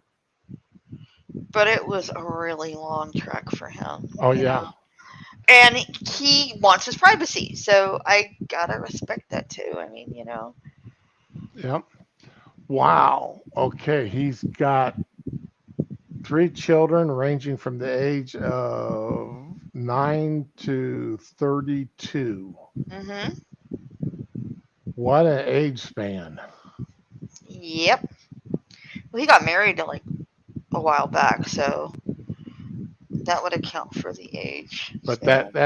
that's more information than what I need to know. I mean, I couldn't really I care. don't, I really don't care. In fact, I like him for not bringing his fucking personal life up in every fucking thing. He wants Right. to stick to the subject, and that's it. Now, see, that is one thing. I mean, he's a good actor, Yes, he's fucking amazing. and I've and in a way, I'm glad. Again, two minds here. I'm glad I don't hear a lot about his personal life, or that he's not out there telling me how to vote. Even though he get out there uh, about Trump. Wasn't he one of the actors stepping out there calling for electors to uh, not cast their electoral college votes for Trump? I don't know. I didn't follow it too much. So And he's really not in the news that often. So if I heard about that, it would have had to be on Twitter, which I'm really trying to cut off. It's hard. It's I tell you, of the social media, you know which one I find the hardest to cut off? Facebook.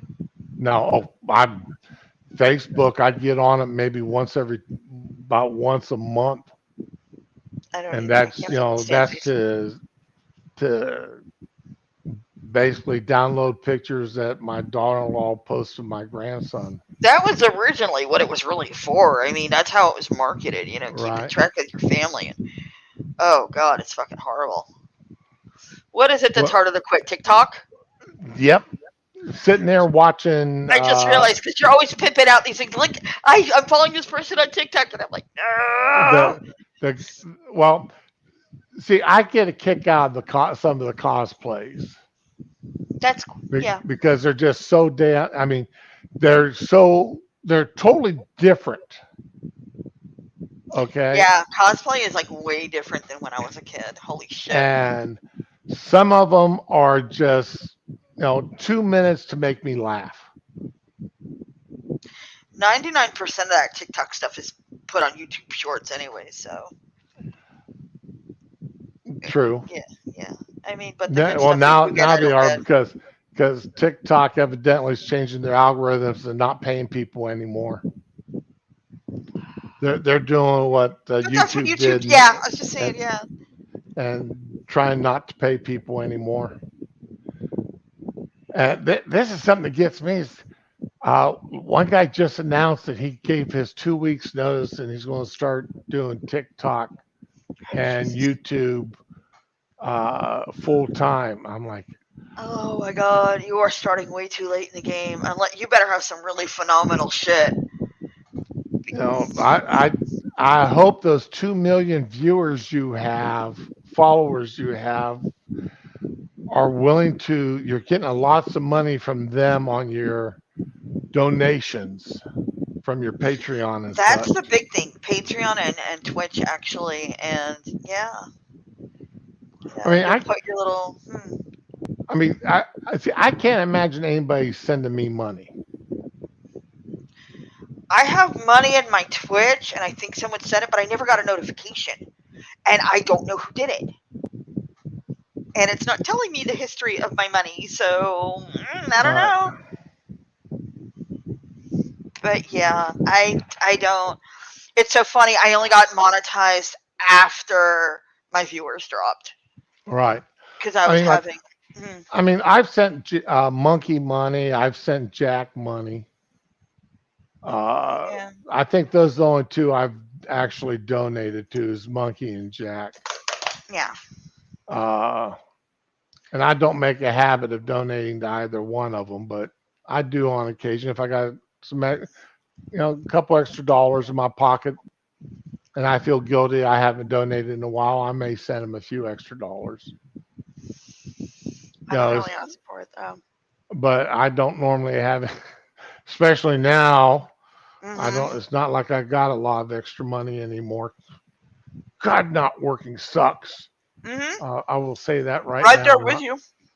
Not not working sucks. I hate it.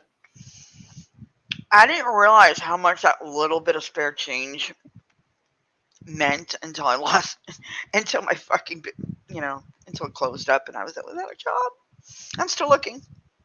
Oh, Spittle Buggies donate to you. And you got monetized on Twitch. Hmm? Hold on, let me look. Spittle Buggies just Oh, Spittle, thank you. That was a fucking mystery, and I felt so ungrateful because I didn't know who did it. Thank you, what mystery Spittle. solved. Yay.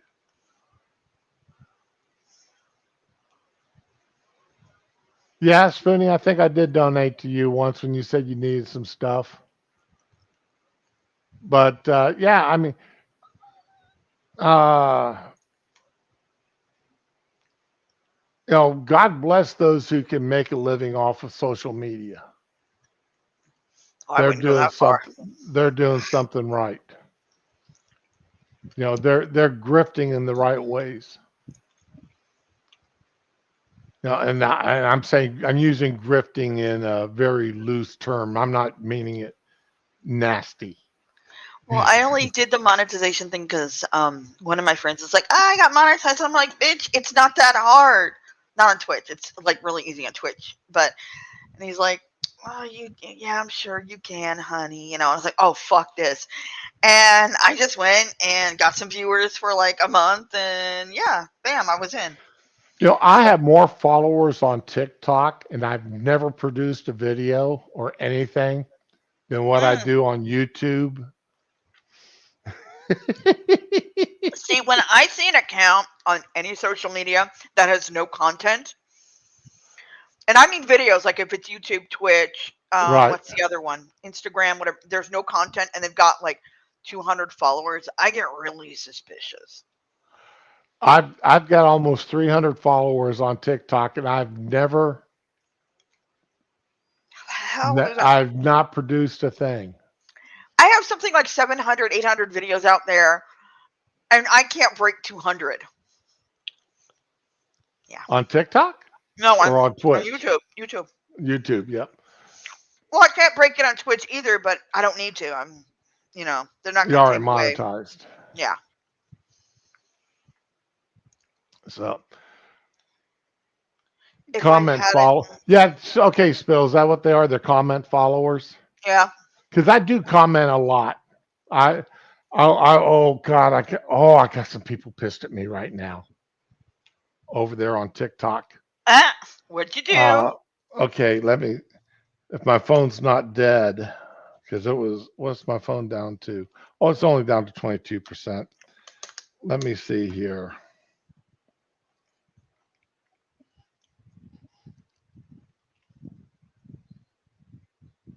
Okay, let me see if I can find.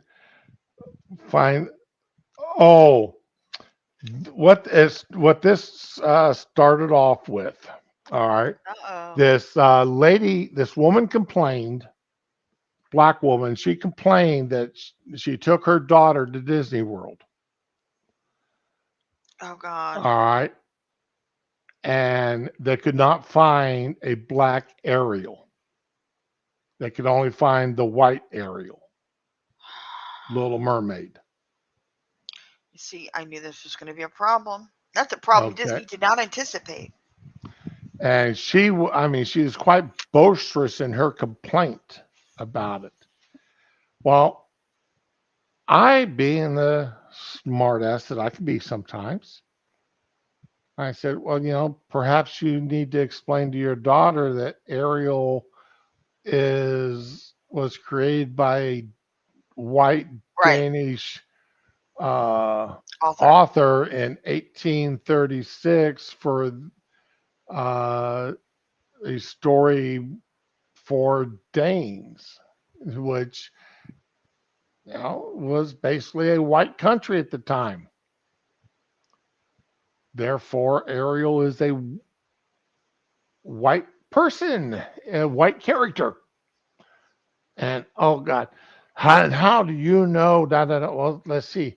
If Denmark today is only approximately 13% all minorities combined, only 13% of the population is made up of any minorities, all of them combined. What do you think the population percentage was in 1836 when this story was written? Oh no, you're You, making it think. Stop. Make it stop.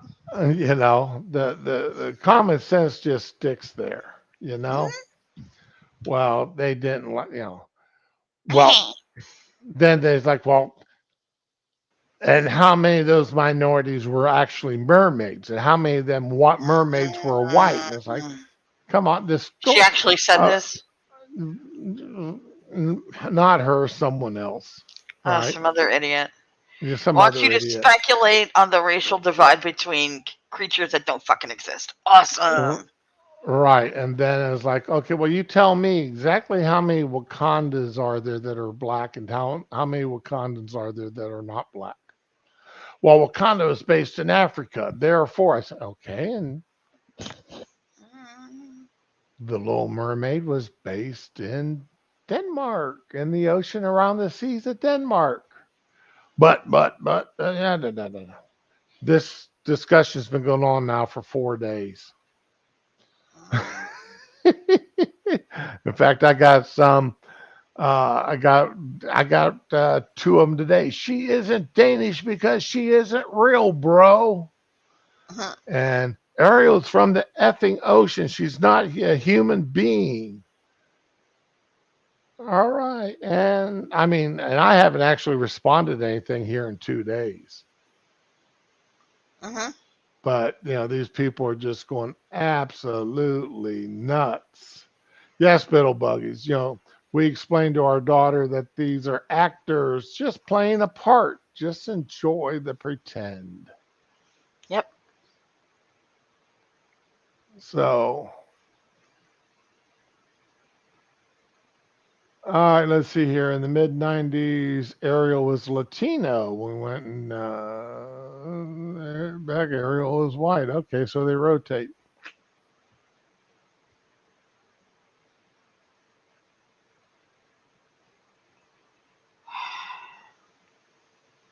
And yeah, so it's all pretty wild. I don't. Most of my commentary, though, I mean, that's just if I really wanted to. There's this one particular creator. She's quite the racist. So all of her most of her followers are quite the racist. So I hate follow her and make comments just to see how badly I can wind everybody up and how long the conversation can go without me ever responding. Mhm. That's always fun, you know. And they don't mind it because, you know, what I'm doing is I'm creating uh, engagement. Mhm. So they don't ban me because, you know, I mean, I'll get 2 or 300 people yelling at me, and all that is just more engagement for their brand, for their channel, and that just makes them even more happy because they're getting all this extra engagement, which puts them higher in the rankings, and Yeah, it yada doesn't yada. matter if it's positive or negative. Right? You know, engagement is engagement, so that makes them happy. Parents have gone capital R tard. Yeah, yeah. Uh,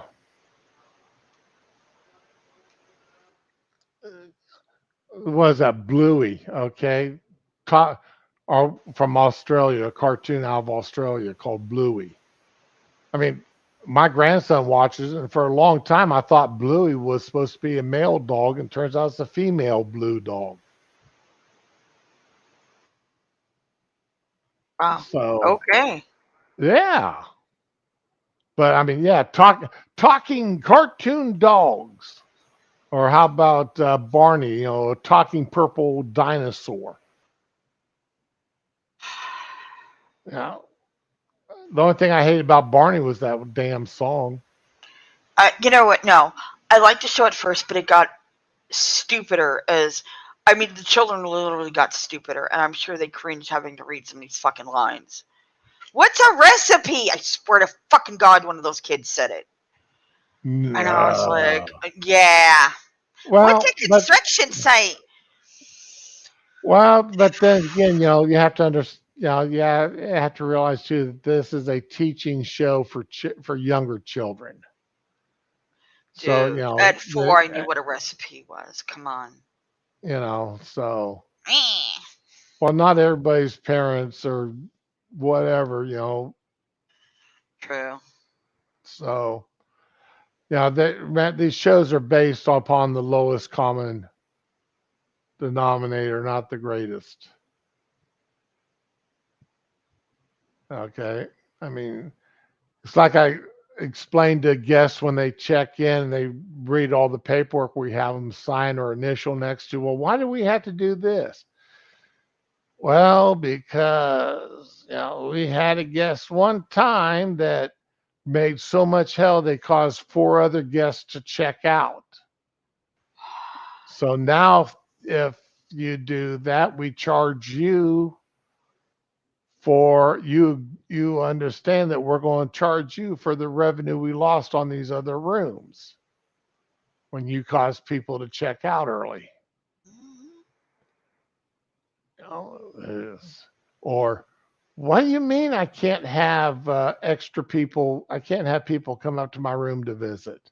Oh my Well, it's because we had people that rented a room with one bed and they had 10 overnight visitors.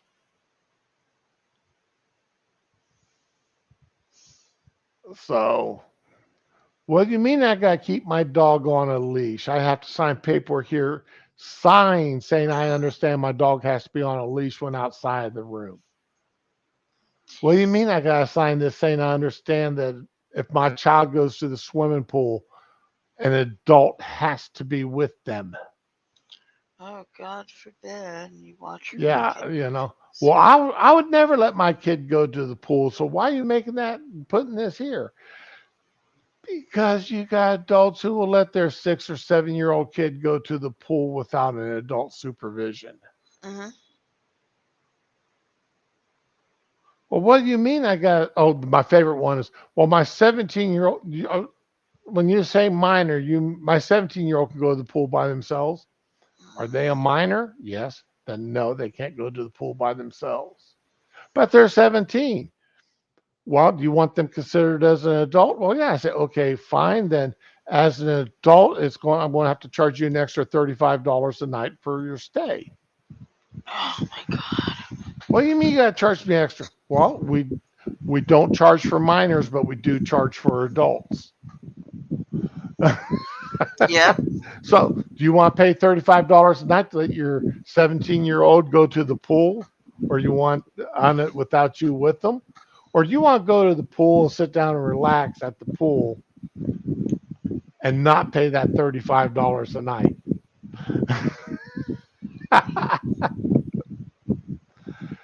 And see what it boils down to there is again, okay, yeah, I'm not going to worry about your 17-year-old. Well, my 16-year-old turns 17 here in a couple of weeks. What about them? And then it's, well, my 15-year-old is getting ready to turn 16. Oh my god. I've literally had that happen. I hate people so much. I literally have had that happen. Had that discussion. It's like, here's one for you. Here's hotel story time. Hotel Oh, story time. Okay, this happened to me this week. This past week. Okay, lady goes to check in. She's got to pay for a room. She hands me her driver's license. She hands me her credit card. Says, "I lost my driver's license, but I have a picture of it." Great. Will you email it to me? No, I'm going to show it to you on my phone. No, ma'am. I have to mm, have a copy of it. You need to email me your that photograph of your driver's license. mhm. Well, what if I don't? Then Fuck you you then. can't check in. It's a What do you three mean? second thing. You can email it from your phone. Why? Why are you making this fucking difficult? Right. I So just finally, she emails it to me. I okay. pull it up. I'm looking at that, and I go grab her credit card. Different last names. Oh And I no. ask her about it. I tell her, I said, "Ma'am, I'm sorry, but I can't accept this credit card because it's got a different last name." She goes, "Oh, well, that's from when I was married to my previous husband." Okay. Oh, and how long have you been divorced? 7 years. Excuse me? You've been keeping current a credit card under your ex-husband's last name for 7 years. You haven't updated it to your current last name. Well, I just got remarried 3 months ago. Wait a minute, excuse me here. You're on your you got divorced 7 years ago. You got remarried 3 months ago, and your credit card you're trying to pay for this room is under your name from when you were married to your first husband 7 years ago. Yeah, ma'am, I can't accept this credit card. Well, why not?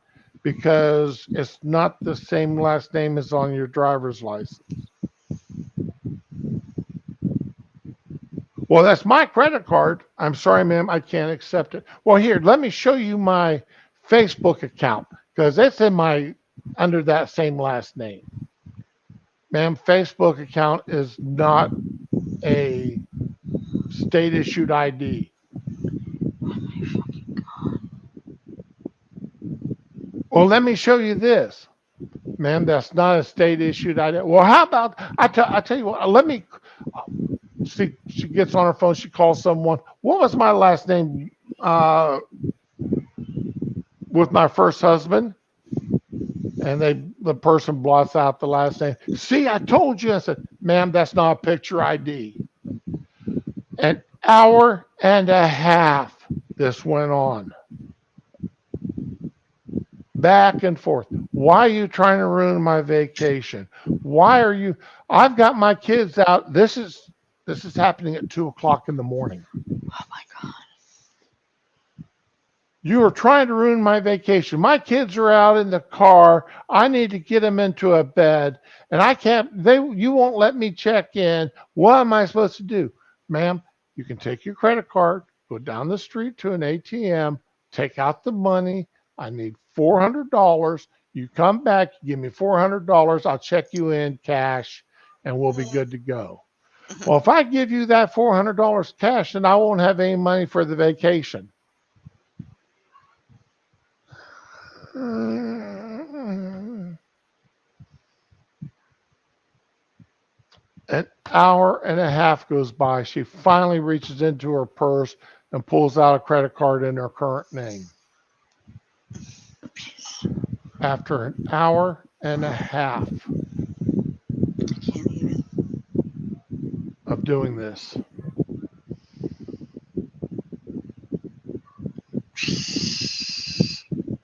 Thank God.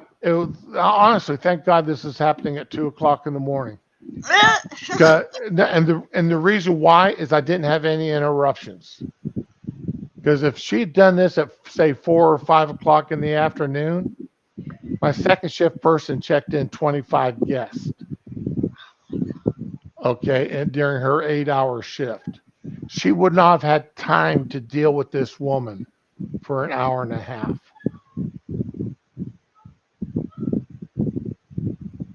You know what I'm saying? Oh man. At least I had time to deal with her. Yeah. I can imagine trying to do that during the day and you got a line and people are waiting and Right. oh my god. Plus the person on second shift, she's only been there about a year now, or just under a year, 9 months. So she's still sort of fresh and still got a bleeding heart and listening to sob stories. I mean, this woman is standing there literally crying in front of me, saying I'm ruining her and her kids' vacation because I won't accept this credit card that doesn't have her last name on it.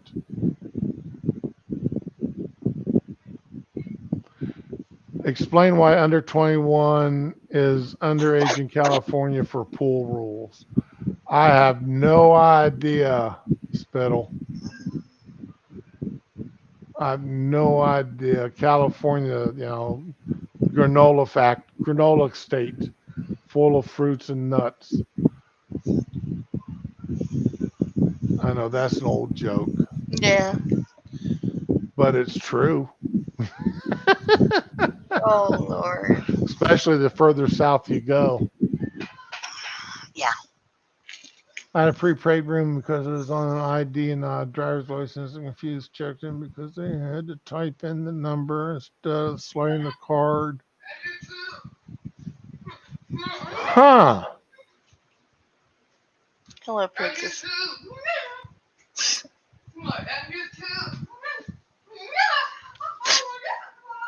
Why did they have to slide your card? I'm confused. Okay, if it's a prepaid room, yeah, Californians aren't people. Some days I agree with you on that. They're lizards or something. I don't know. I'm confused about if it's a prepaid room, then you, other than asking for a damage deposit or something like that. I mean, driver's license. Well, some hotel software you can swipe the license or ID, the driver's license, and it Yeah. will fill in your name and address and all that information. Wyndham has that software. Some choice hotels have that software on the higher end.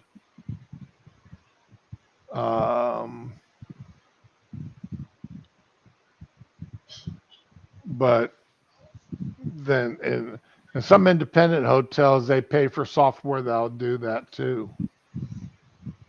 My boss won't pay for software to do that. So we have to type in all the names and everything. So no swipey. What swipey is Swipe so or no much swiping. easier. Oh god. Oh, Ramada does too. Yeah.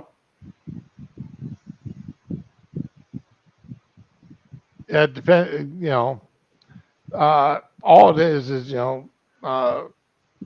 software that reads the magnetic stripe. And see, that's one thing. These new credit cards, people. If you have a credit card, these new credit cards that are printed and they're not the embossed ones, when you get your credit card, please,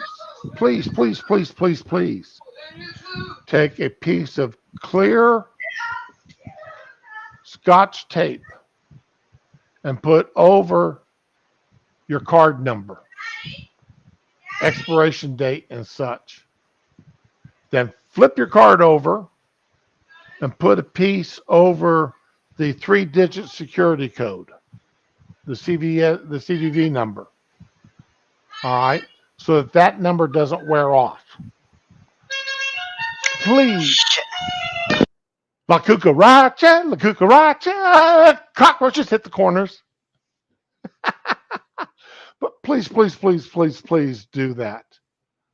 Pretty please do that. I had a guy so damn mad at me that same day.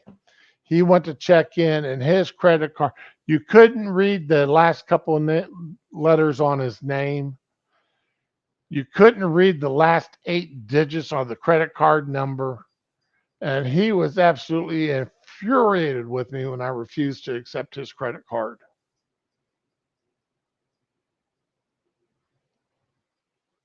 He was infuriated. I told him, sir, if I can't read it, I can't accept it. It's that simple. So please, you get one of these damn cards. Put it on there. Make life easier on the person that you're giving that card to.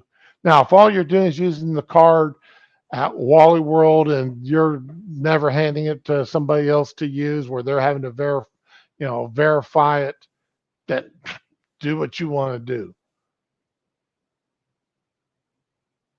But if you're having to hand that card, if you're going to use that card to check into a hotel, please put a piece of clear Scotch tape over your name and the card number, so that we can read it, so that we don't have to tell you we can't accept your card because we can't read your name. We can't verify that that's your card. And with that, I have to go because Yeah, someone's coming to I get need me. to go too. It's 3 hours and 40 minutes on this stream. And the last hour or the last 2 hours has been pure. Let's just chit It's chat and go nice. wherever this train happened to take us this day. It's nice and Th- chill. this train jumped the tracks early, didn't it? Oh yeah, yeah.